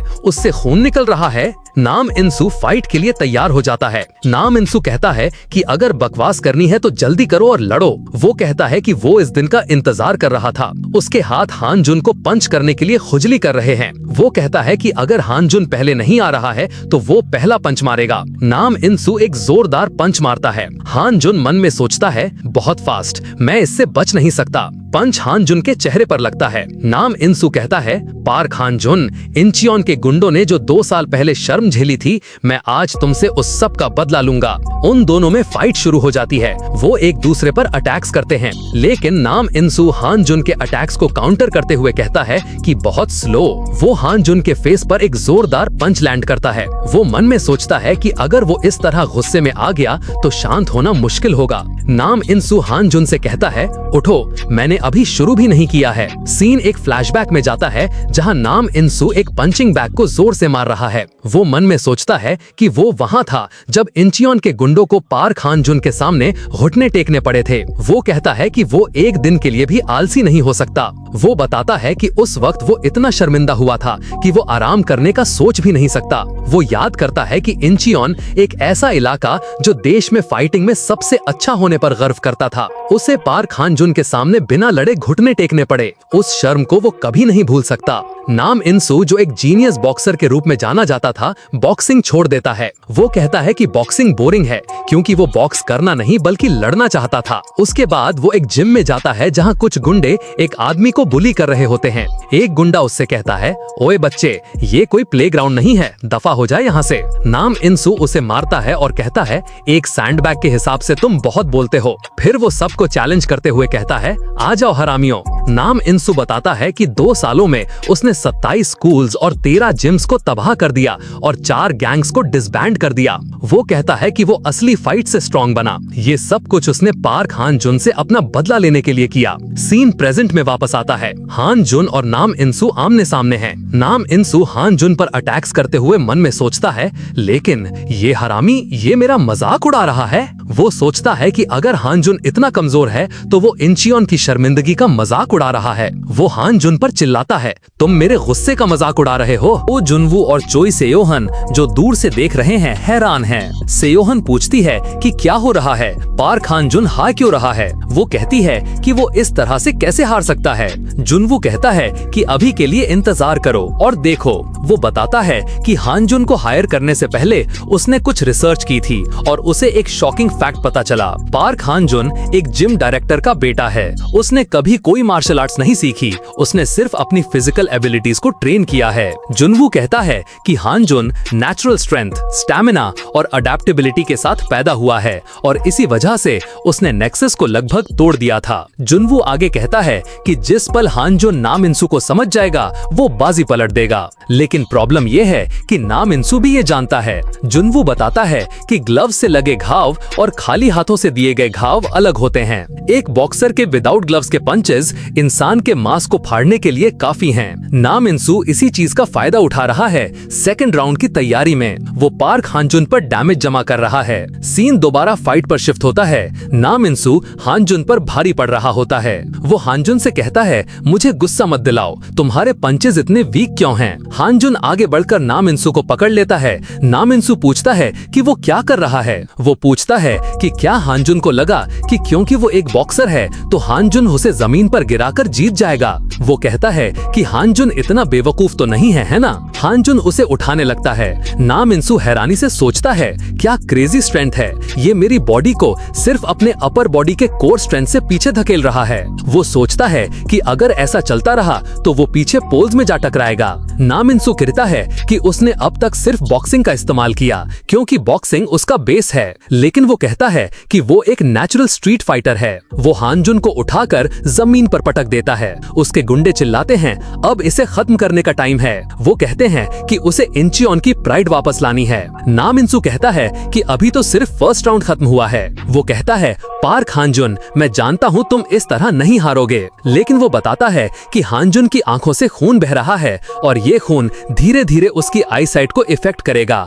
उसका बैलेंस बिगड़ेगा और वो डल हो जाएगा। वो कहता है कि ये फाइट जितनी लंबी चलेगी उतना ही उसे फायदा होगा। ये कहते हुए वो हान जुन पर अटैक करता है, पर हान जुन उसके अटैक को डॉज करके उसके फेस पर एक पावरफुल पंच लैंड करता है। नाम इंसु सोचता है कि क्या सच में इसने मेरे पंच को डॉज किया या ये सिर्फ लक था, बट जो भी हो इसकी स्ट्रेंथ बहुत क्रेजी है। हान जुन उस पर पंचेस की बारिश कर देता है। ओ जुनवू जो इस फाइट को देख रहा है बताता है कि नाम इंसु की स्पीड ह्यूमन हिस्ट्री में सबसे फास्ट है, लेकिन जैसा उसने सोचा था पार्क हान जुन एक मॉन्स्टर है। जुनवू समझाता है कि भले ही हान जुन के ओपोनेंट के पास स्पीड का एडवांटेज हो, लेकिन हान जुन के पास इतनी ज्यादा पावर है कि उसे सिर्फ स्पीड से हराना पॉसिबल नहीं है। चोई सेयोहन जो जुनवू के साथ खड़ी है पूछती है कि तो फिर हान जुन अब तक मार क्यों खा रहा था? जुनवू कहता है कि वो पर्टिकुलरली मार नहीं खा रहा था, वो अपने जिस्म के जरिए सीख रहा था नाम इंसु का पैटर्न और स्पीड। वो बताता है कि उनका ओपोनेंट नाम इंसु इन फाइटर और आउट बॉक्सर के बीच आसानी से स्विच कर सकता है। सीन वापस फाइट पर आता है। हान जुन नाम इंसु को बुरी तरह पीट रहा होता है। नाम इंसु सोचता है, पार्क हान जुन हर बार जब मैं अटैक करता हूँ वो मेरा पैटर्न समझ जाता है। वो गुस्से में सोचता है कि उसने एक पागल कुत्ते की तरह मेहनत की है और हान जुन ने उससे पहले ही समझ लिया। वो चिल्लाता है, क्या इसी को लोग टैलेंट कहते हैं? लेकिन मैं अभी हारा नहीं हूँ। वो और तेजी से हमला करने की सोचता है और हान जुन पर और स्पीड के साथ अटैक कर देता है। वो कहता है कि उसे और तेज होना पड़ेगा जब तक कि वो हरामी उसके साथ कीप अप ना कर पाए, बट फिर भी एक मैसिव पंच के साथ हान जुन नाम इंसु को लगभग नॉकआउट कर देता है। एक फ्लैशबैक दिखाया जाता है जहाँ नाम इंसु इंसू का भाई मनसू उसे समझाता है कि वो सबको प्रोटेक्ट करेगा, भले ही उसे अपनी प्राइड ही क्यों ना छोड़नी पड़े, क्योंकि अगर वो अपनी कीमती चीजों को प्रोटेक्ट नहीं कर पाएगा तो वो सबसे दुखी इंसान बन जाएगा। प्रेजेंट में हान जुन नाम इंसू को मार ही रहा होता है। एक और फ्लैशबैक, नाम इंसू अपने भाई मनसू पर हान जुन के सामने नील डाउन ना होने के लिए चिल्ला रहा होता है। वो कहता है कि अगर मनसू हार जाएगा तो वो सब भी हार जाएंगे। वापस प्रेजेंट में हान जुन ने नाम इंसू को मारते मारते उसकी हालत खराब कर दी है, जिससे देख के इंचियोन के गुंडे गुस्सा हो जाते हैं। एक गुंडा पाइक बानजंग से कहता है कि क्या वो सिर्फ देखता रहेगा। सीन दोबारा नाम इंसू पर आता है, जो मार खाने की वजह से खून से लथपथ हो चुका है। वो मन में सोचता है कि क्या उसके भाई मनसू ने भी यही देखा था, क्योंकि ये कोई नॉर्मल इंसान तो नहीं कर सकता। वो सोचता है कि हान जुन डरावना है, उसे डर लग रहा है। वो सोचता है कि सच कहूँ तो वो भागना चाहता है, लेकिन अगर वो भाग गया तो बाकी सबका क्या होगा। इतने में इंचियोन के बाकी गुंडे भी हान जुन पर अटैक करने के लिए आगे बढ़ते हैं। पाइक बानजंग चिल्लाते हुए सबसे कहता है कि पार्क हान जुन को मार डालो, बट तभी नाम इंसू चिल्लाकर उन्हें रोकने के लिए कहता है, और कुछ ऐसा होता है जिसे देखकर सब शॉक रह जाते हैं। नाम इंसू नील डाउन करते हुए हान जुन से कहता है कि मैं हार मानता हूँ। वो उस पल को याद करता है जब उसने अपने भाई को पार्क हान जुन के सामने घुटने टेकते हुए देखा था। वो सोचता है कि उस वक्त वो बहुत शर्मिंदा हुआ था, क्योंकि जिस आदमी की वो इज्जत करता था उसने इतनी आसानी से हार मान ली थी। लेकिन अब वो कहता है कि वो आखिरकार समझ गया है कि उसके भाई ने अपना सर क्यों झुकाया था। वो उस अकेलेपन को, उस बोझ को समझ गया है जिसे कोई नहीं समझ सकता था। उसने ये सब पार्क हान जुन के लिए नहीं, बल्कि उन सबको बचाने के लिए किया था। प्रेजेंट में नाम इंसू हान जुन के सामने घुटने टेक देता है। उसके गुंडे ये देखकर चिल्लाते हैं, नाम इंसू खड़े हो जाओ, तुम ये क्या कर रहे हो। एक गुंडा कहता है कि आखिर में वो भी पुराने इंचियोन लीडर जैसा ही निकला। वो उस पर चिल्लाता है, खड़ा हो जा पंख। तभी ओ जुनवू कहता है, अपना दिमाग इस्तेमाल करो बेवकूफों। वो उनसे पूछता है कि क्या उन्हें नहीं पता कि नाम इंसू ने ये सब उनके लिए किया है। वो आगे कहता है कि हान जुन को फाइट करते हुए देखने के बाद क्या उन्हें सच में लगा कि वो उससे जीत सकते हैं। जुनवू कहता है कि ये लड़ाई उसने जीती है जो अभी भी खड़ा है, और उन्हें अपनी हार मान लेनी चाहिए। जुनवू नाम इंसू से कहता है कि वो अपना सर उठाए। अगले ही पल जुनवू नाम इंसू को एक जोरदार पंच मारता है। नाम इंसू चिढ़ जाता है। जुनवू कहता है कि ये उसे किडनैप करने के लिए था। वो कहता है कि अब वो राहत महसूस कर रहा है और ये उसका बदला है। वो कहता है कि वो पुलिस को रिपोर्ट करने वाला था, लेकिन अब ये काफी है। जुनवू नाम इंसू से पूछता है कि वो नेक्सस के बहुत कर्जदार हैं, है ना? वो कहता है कि सिर्फ इंचियोन ब्रांच ही नहीं, बल्कि उनमें से हर एक के अपने मामले हैं, और उन मामलों को सुलझाने के लिए नाम इंसू इंचियोन का लीडर बना, जिसे नेक्सस से पैसा उधार लेना पड़ा। जुनवू बताता है कि उसने सारा पैसा चुका दिया है। सब गुंडे शॉक रह जाते हैं। सीन वेयरहाउस के बाहर आता है। सब लोग अब बाहर आ चुके हैं। अब नाम इंसू हैरानी से पूछता है कि जुनवू ने सारा पैसा क्यों चुकाया। जुनवू कहता है कि अगर वो नहीं चुकाता तो वो लोग नाम इंसू को परेशान करना बंद नहीं करते, है ना? जुनवू आगे कहता है कि क्या उन्हें लगता है कि वो एक पागल है जिसने ऐसे ही पैसे दे दिए। वो बताता है कि टेक्निक स्कूल जल्द ही उन सबको टेक्स्ट करेगा, क्योंकि उसने उन सब की ट्यूशन फीस भर दी है। वो उन्हें वहाँ पढ़ाई करने, ग्रेजुएट होने, मेहनत से काम करने और फिर उसे पैसे वापस करने को कहता है। वो कहता है कि वो जानता है कि वो नेक्सस का लोन चुकाने के लिए डिलीवरी से लेकर मजदूरी तक सब कुछ करते हैं। वो मानता है कि ये उन सब के लिए मुश्किल होगा, लेकिन क्योंकि वो सब अपनी पूरी कोशिश कर रहे हैं,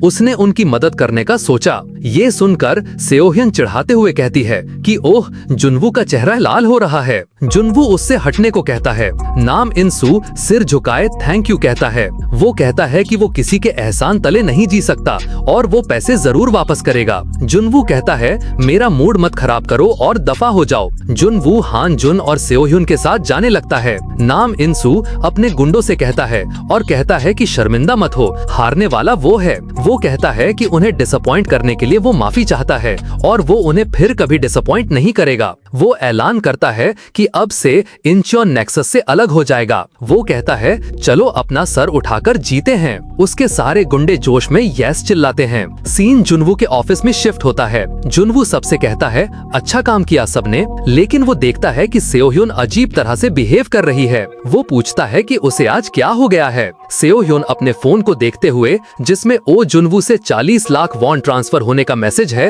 वो खुशी से चिल्लाती है, लॉन्ग लिव CEO ओ जुनवू।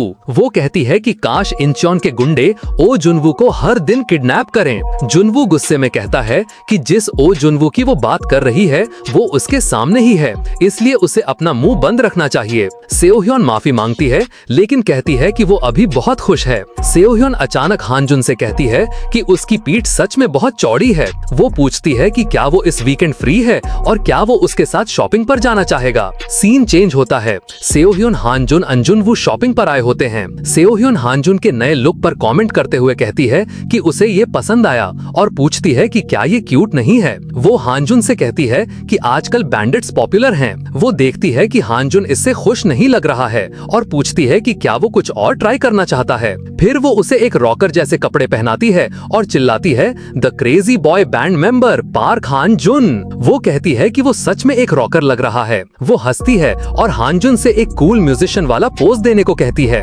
हानजुन कैमरा में एक गुस्से वाला चेहरा बनाता है। सेओह्योन थोड़ा डरते हुए पूछती है, क्या तुम डेथ मेटल करते हो? तभी ओ जुनवू जो उनके साथ है कहता है कि मजाक बंद करो, हानजुन इतनी देर से सह रहा है। सेओह्योन कहती है कि ठीक है, वो बंद कर देगी। वो कहती है कि चलो कुछ सिंपल ढूंढते हैं। जब हानजुन एक सिंपल काली शर्ट पहनकर बाहर आता है तो सेओह्योन ब्लश करने लगती है। वो कहती है कि ये हानजुन पर उसकी सोच से ज्यादा सूट कर रहा है। वो कहती है कि वो उसके लिए कुछ और कपड़े खरीद देगा तो वो आगे से वही पहने। जब वो स्टोर से निकल रहे होते हैं तो दो विदेशी आदमी उन्हें देखते हैं। एक कहता है, वाओ, उस औरत को देखो। दूसरा कहता है कि वो 520 के फॉलोअर्स वाली चोई सोह्योन है ना? पहला आदमी कहता है कि उसका फिगर ऑसम है। वो सोचता है कि क्या उसे सेओह्योन को पटाना चाहिए। दूसरा कहता है कि क्या ये पॉसिबल है, वो एक इन्फ्लुएंसर है। पहला आदमी कहता है, डोंट वरी माय मैन। वो कहता है कि अगर वो ऐसे एंचोवीज के साथ घूम रही है तो उसके स्टैंडर्ड जरूर लो होंगे। वो कहता है कि कम से कम उसके लेवल का तो होना चाहिए उसके साथ घूमने के लिए। वो आगे कहता है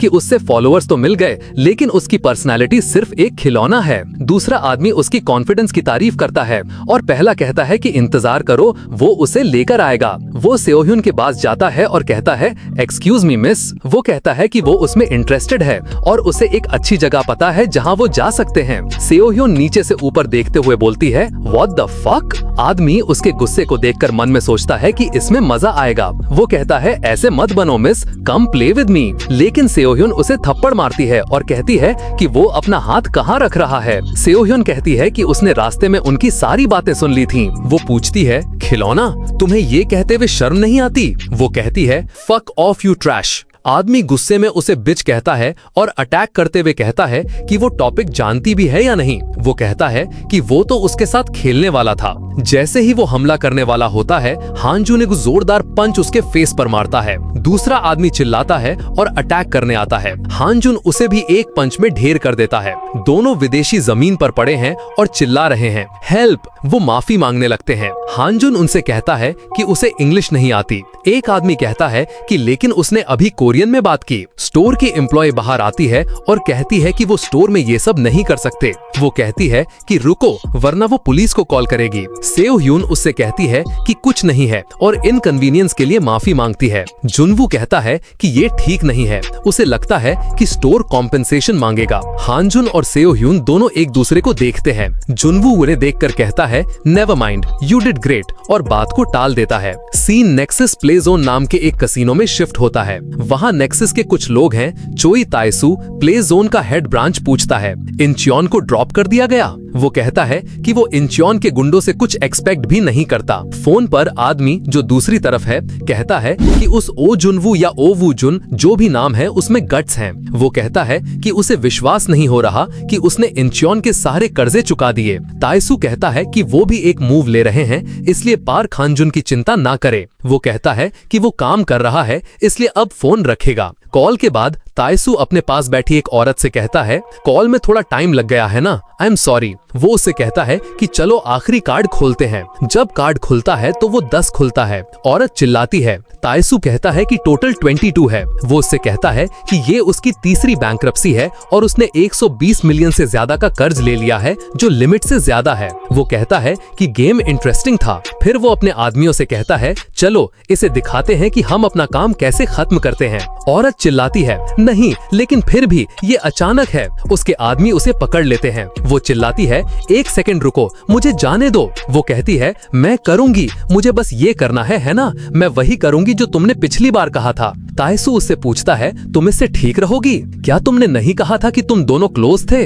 औरत रोते हुए कहती है मैं ठीक हूँ, मैं कर सकती हूँ। ताइसू उसे कार्ड देते हुए कहता है मुझे उम्मीद है कि तुम अपने चॉइस पर पछताओगी नहीं। उस कार्ड पर सेओ ह्यून की फोटो है। सीन बदलता है और किम डोंग ह्यून, जिसके चेहरे पर पसीना है, हॉस्पिटल के जिम में रिहैबिलिटेशन के लिए एक्सरसाइज कर रहा है। एक औरत, शायद एक नर्स या थेरेपिस्ट, उससे कहती है कि डोंग ह्यून वो फिर से ये कर रहा है। वो कहती है कि रिहैबिलिटेशन के दौरान ओवर एक्सरसाइज करना अच्छा नहीं है। डोंग ह्यून सांस लेते हुए कहता है कि वो 2 सेट्स और करेगा। औरत उस पर चिल्लाती है कि वो नहीं कर सकता और उसे नीचे आने को कहती है। तभी ओ जुनवू वहाँ आता है और डोंग ह्यून से पूछता है कि क्या उसकी सर्जरी ठीक से हो गई। डोंग ह्यून जो अब नीचे खड़ा है कहता है यस, तुम्हारी वजह से। जुनवू उससे पूछता है कि उसकी रिहैब कैसी चल रही है। डोंग ह्यून कहता है थैंक्स, मैं तुम्हारे पैसे जरूर लौटा दूंगा। जुनवू हंसते हुए कहता है कि ये कुछ नहीं है, उसे ये सब करने की जरूरत नहीं है। वो डोंग ह्यून के कंधे पर हाथ रखता है और कहता है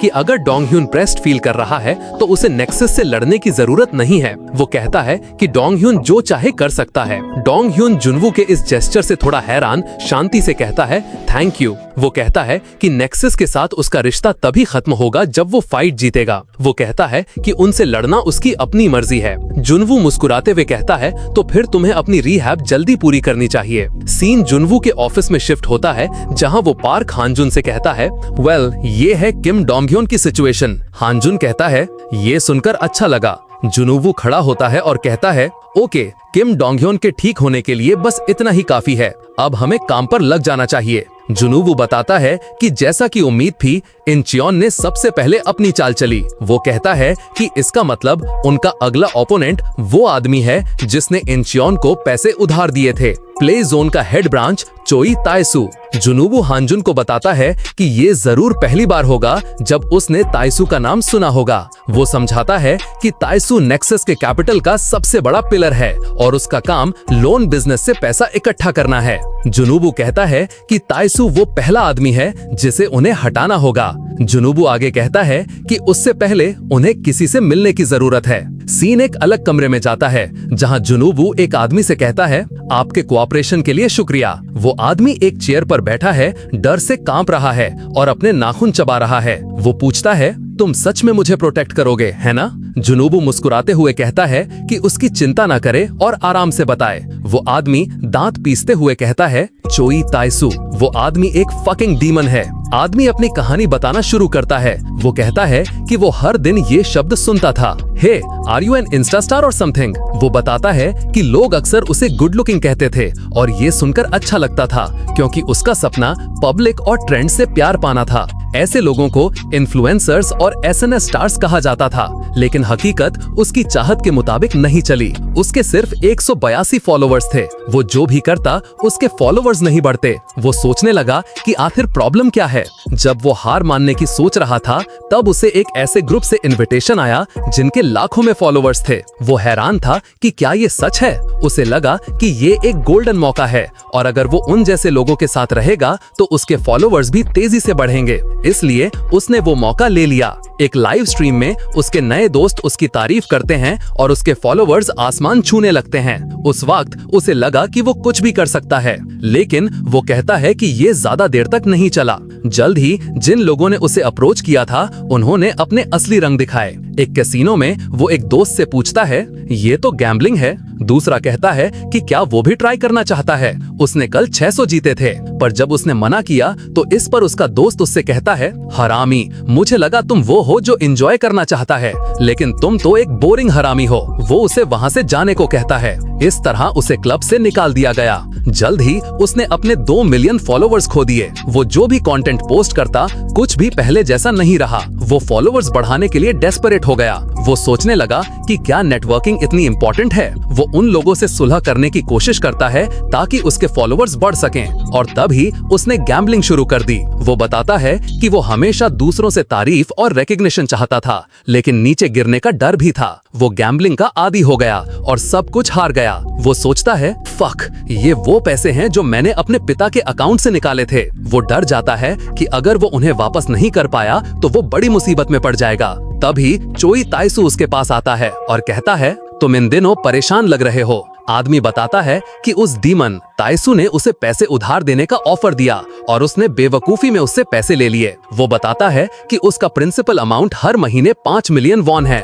उस पर 10 साल से ज्यादा का कर्ज है। लेकिन जो चीज उसे पागल कर रही है वो ये है कि जिस इंसान ने उसे पैसे दिए, चोई ताइसू, उसी ने उसे फंसाया था। वो मानता है कि वो एक बेवकूफ हरामी है, उसे गैम्बल नहीं करना चाहिए था। लेकिन उससे ज्यादा फ्रस्ट्रेटिंग बात ये है कि उसे अपने पैथेटिक हाल पर खुद को देखकर पागलपन सा महसूस हो रहा है। जुनूवू शांति से कहता है, ये तुम्हारी गलती नहीं है। वो कहता है कि किसी के सपनों को छीन लेना, वो लोग फकिंग ट्रैश हैं। ये सुनकर वो आदमी रोने लगता है। जुनूवू उससे कहता है कि थोड़ा और इंतजार करे। वो कहता है कि वो इस मामले को संभाल लेंगे। सीन बदलता है और एक कैसीनो में वही आदमी कहता है, ओए नेक्सस, चलो एक गेम खेलते हैं।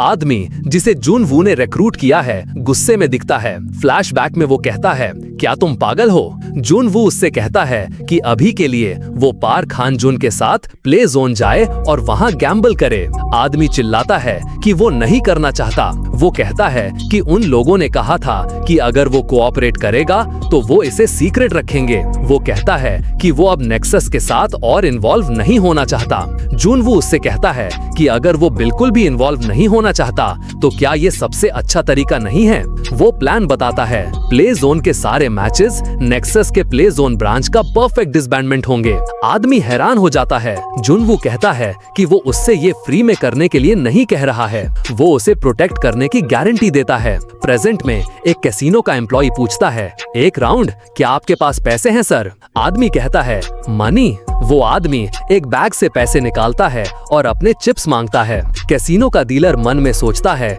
कि उसने ऐसा आसान शिकार पहले कभी नहीं देखा। वो उसे उसकी सीट तक ले जाता है। फिर से फ्लैशबैक में वो आदमी कहता है, रुको, मुझे वो ऑफर पसंद है लेकिन मैं यहाँ थोड़ा कंफ्यूज हूँ। वो पूछता है कि उसके गैम्बलिंग का नेक्सस के डिसबैंडमेंट से क्या लेना देना है। जुनवू उसे बताता है कि वो नेक्सस का सारा पैसा गैम्बलिंग के जरिए ले लेंगे। आदमी शॉक्ड होता है। जुनवू मुस्कुराते हुए कहता है कि उसके पास इस गेम को जीतने का अपना तरीका है। जुनवू समझाता है कि आम तौर पर कैसीनो में डीलर कभी गेम नहीं जीतता, लेकिन उस आदमी से सुनी हुई बातों के अनुसार प्ले जोन का स्ट्रक्चर ऐसा है कि डीलर को जीतना ही पड़ता है। इसका मतलब है कि डीलर कुछ ट्रिक्स खेलता है। आदमी गुस्से में कहता है, शिट, मैं जानता था। वो पूछता है कि अगर सब कुछ ट्रिक है तो जुनवू उसे क्यों भेजना चाहता है? जुनवू कहता है कि हम उसी ट्रिक का फायदा उठाएंगे। वो बताता है कि गैम्बलिंग का अपना रूल है। जुनवू समझाता है कि अगर डीलर ट्रिक करते हुए पकड़ा गया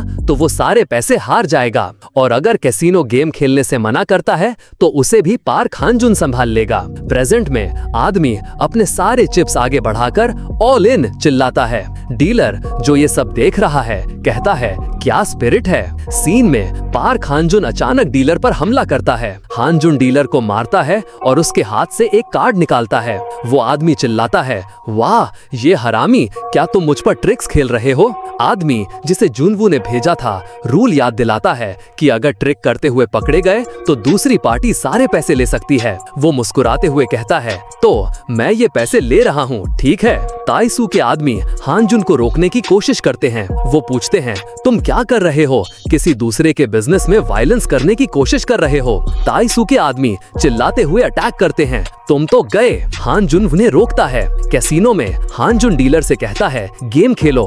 डीलर घबराते हुए रूलेट बॉल घुमाने वाला होता है, लेकिन हानजुन उसका हाथ पकड़कर टेबल कर दे मारता है, जिससे बॉल के अंदर छुपा डिवाइस टूट जाता है। हानजुन कहता है, हाँ, हमारे साथ ट्रिक्स खेल रहे हो? हाँ। डीलर डरते हुए माफी मांगता है। सीन जुनवू पर कट होता है, जो हंसता है और कहता है कि भले ही ये थोड़ा वायलेंट लगे, लेकिन वो फेयर खेल रहे हैं। वो कहता है कि वो कोई चीप ट्रिक्स खेलने की नहीं सोच रहा। सीन नेक्सस के प्ले जोन हेडक्वार्टर्स में शिफ्ट होता है। एक आदमी ताइसू को बताता है कि सिर्फ एक दिन में ब्रांचेस 2, 4 और 5 बैंकरप्ट हो गए हैं। ताइसू अपने सामने बैठी हुई सेओ ह्योन से कहता है कि उसकी एबिलिटी को मानना पड़ेगा। वो आगे कहता है कि अब वो फाइनली उससे मिल सकता है। सीन में चोई सेओ ह्योन के सामने ताइसू और उसके आदमी खड़े हैं। वो अपनी बगल खड़ी हुई लड़की से कहती है, तुमने मुझे इसलिए बुलाया क्योंकि इस नालायक ने तुम्हें कहा था? वो लड़की डरती हुई माफी मांगती है। ताइसू उससे कहता है कि अगर वो उसे अनकंफर्टेबल फील कराए तो वो माफी चाहता है। वो कहता है कि क्योंकि वो अब यहाँ हैं तो उन्हें बात करनी चाहिए। वो कहता है कि वो उसे एक अच्छा मौका दे रहा है। सेहोयॉन पूछती है, अपॉर्चुनिटी? ताइसू कहता है, हाँ, एक अपॉर्चुनिटी। वो उससे कहता है कि वो ओ जुनवू का प्लान उनके साथ शेयर करे। वो कहता है कि जुनवू उसे जितने पैसे देता है वो उसका ट्रिपल देगा। सेहोयॉन तुरंत हाँ कर देती है। वो कहती है, मैं थोड़ा डर गई थी क्योंकि माहौल इतना टेंस है, लेकिन अगर ये पैसे की बात है तो मैं फायर्ड अप हूँ। वो कहती है कि वो उसे अपना अकाउंट देगी तो जल्दी से पैसे भेजो। वो उसे सब कुछ बता देगी जो वो जानती है। ताइसू हंसते हुए कहता है कि उसे लगता है उसे एक शॉट मिल गया है। वो कहता है कि उसे सेहोयॉन का कैरेक्टर पसंद आया, लेकिन वो उसे चेतावनी देता है कि अगर वो उससे झूठ बोलने की सोच रही है तो वो ऐसा ना करे। वो कहता है कि अगर उसने उसके पैसे लिए और झूठ बोला तो वो उसे सच में मार सकते हैं। ताइसू के दो आदमी चार्ली और रॉड्रिगेज उसके साथ खड़े हैं। सेहोयॉन कहती है कि चिंता ना करो, वो झूठ नहीं बोल सकती। उसे अपने फोन पर पैसे मिलने का मैसेज आता है। वो खुश होकर कहती है, मुझे पैसे मिल गए, डिपॉजिट करने का टाइम है। वो पूछती है कि वो उनका अगला मूव जानना चाहते हैं, है ना? वो कहती है कि देखती हूँ, क्या उसे सबसे करीबी प्लान पहले बताना चाहिए? वो काउंटडाउन शुरू करती है। 10, 9, 8। ताइसू पूछता है कि वो क्या कर रही है। वो काउंटडाउन जारी रखती है। 3 सेकंड्स, 2 सेकंड्स एंड 1। वो ऐलान करती है कि Park Hanjun Nexus branch play zone के हेडक्वार्टर्स पर हमला करने वाला है। तभी एक आदमी मार खाने की वजह से गेट को तोड़ते हुए अंदर आता है और पार्क हानजुन भी एंटर होता है। ताइसू और उसके आदमी शॉक में हैं। हानजुन उनके सामने खड़ा होता है और कहता है, नेक्सस, चलो गेम खेलते हैं। ताइसू के गुंडे हानजुन पर अटैक करते हैं, पर हानजुन उन सबको कुत्तों की तरह मारता है। ये सब देखकर ताइसू अपनी मन में सोचता है, मैं अभी क्या कर रहा हूँ? वो हानजुन को एक क्रेजी मॉन्स्टर कहता है और सोचता है कि उसके खिलाफ कुछ भी काम नहीं करेगा। तभी हानजुन उस पर एक पावरफुल पंच लैंड करता है। पैनिक होकर वो अपने दो आदमियों चार्ली और रॉड्रिगेज को बुलाता है। दोनों उसके सामने आते हैं और पूछते हैं कि क्या वो हानजुन को मार सकते हैं। ताइसू चिल्लाता है, जो चाहे करो। दोनों रोजर कहकर अपनी शर्ट फाड़ देते हैं और हानजुन पर हमला करने के लिए तैयार हो जाते हैं। ताइसू मन में सोचता है, ठीक है, अब मुझे भागना है, भागते हुए सोचूंगा। वो सोचता है कि चार्ली और रॉड्रिगेज स्ट्रॉन्ग दिखते हैं और ये हानजुन को डराने के लिए काफी है। फाइट के बीच में वो वहाँ से भाग जाता है और इधर पार्क हानजुन उन दोनों गुंडों को बहुत बुरी तरह मार रहा होता है। भागते हुए ताइसू अपने आप को समझाता है, शांत हो जाओ, शांत होकर सोचो, मैं चोई ताइसू हूँ। वो सोचता है कि वो यहाँ तक लड़ने में अच्छा होने की वजह से नहीं, बल्कि अपने पैसे और अपने आदमियों को सही से इस्तेमाल करने की वजह से पहुँचा है। वो सोचता है कि उसने पावरफुल लोगों को बर्बाद किया है, इसलिए पार्क हानजुन जैसे हरामी को भी वो बर्बाद कर सकता है। सीन पार्क हानजुन पर शिफ्ट होता है। उसने उन दोनों गुंडों को हरा दिया और अब सेहोयॉन उनके मजे ले रही होती है। सीन ओ जुनवू के ऑफिस में शिफ्ट होता है। ओ जुनवू पूछता है कि क्या चोई ताइसू भाग गया? हानजुन कहता है कि हाँ। जुनवू कहता है कि वो एक चूहे जैसा है। वो हानजुन से कहता है कि उसने अब तक अच्छा काम किया है और जैसे ही उसे ताइसू की लोकेशन मिले वो उसे बताए। हानजुन कहता है कि ज्यादा टाइम नहीं लगेगा। जुनवू कहता है कि आखिर में ताइसू एक पिकी रैट है। वो कहता है कि ताइसू को परवाह नहीं होगी कि वो क्या करने वाला है। वो आगे कहता है कि वो भागने में अच्छा है।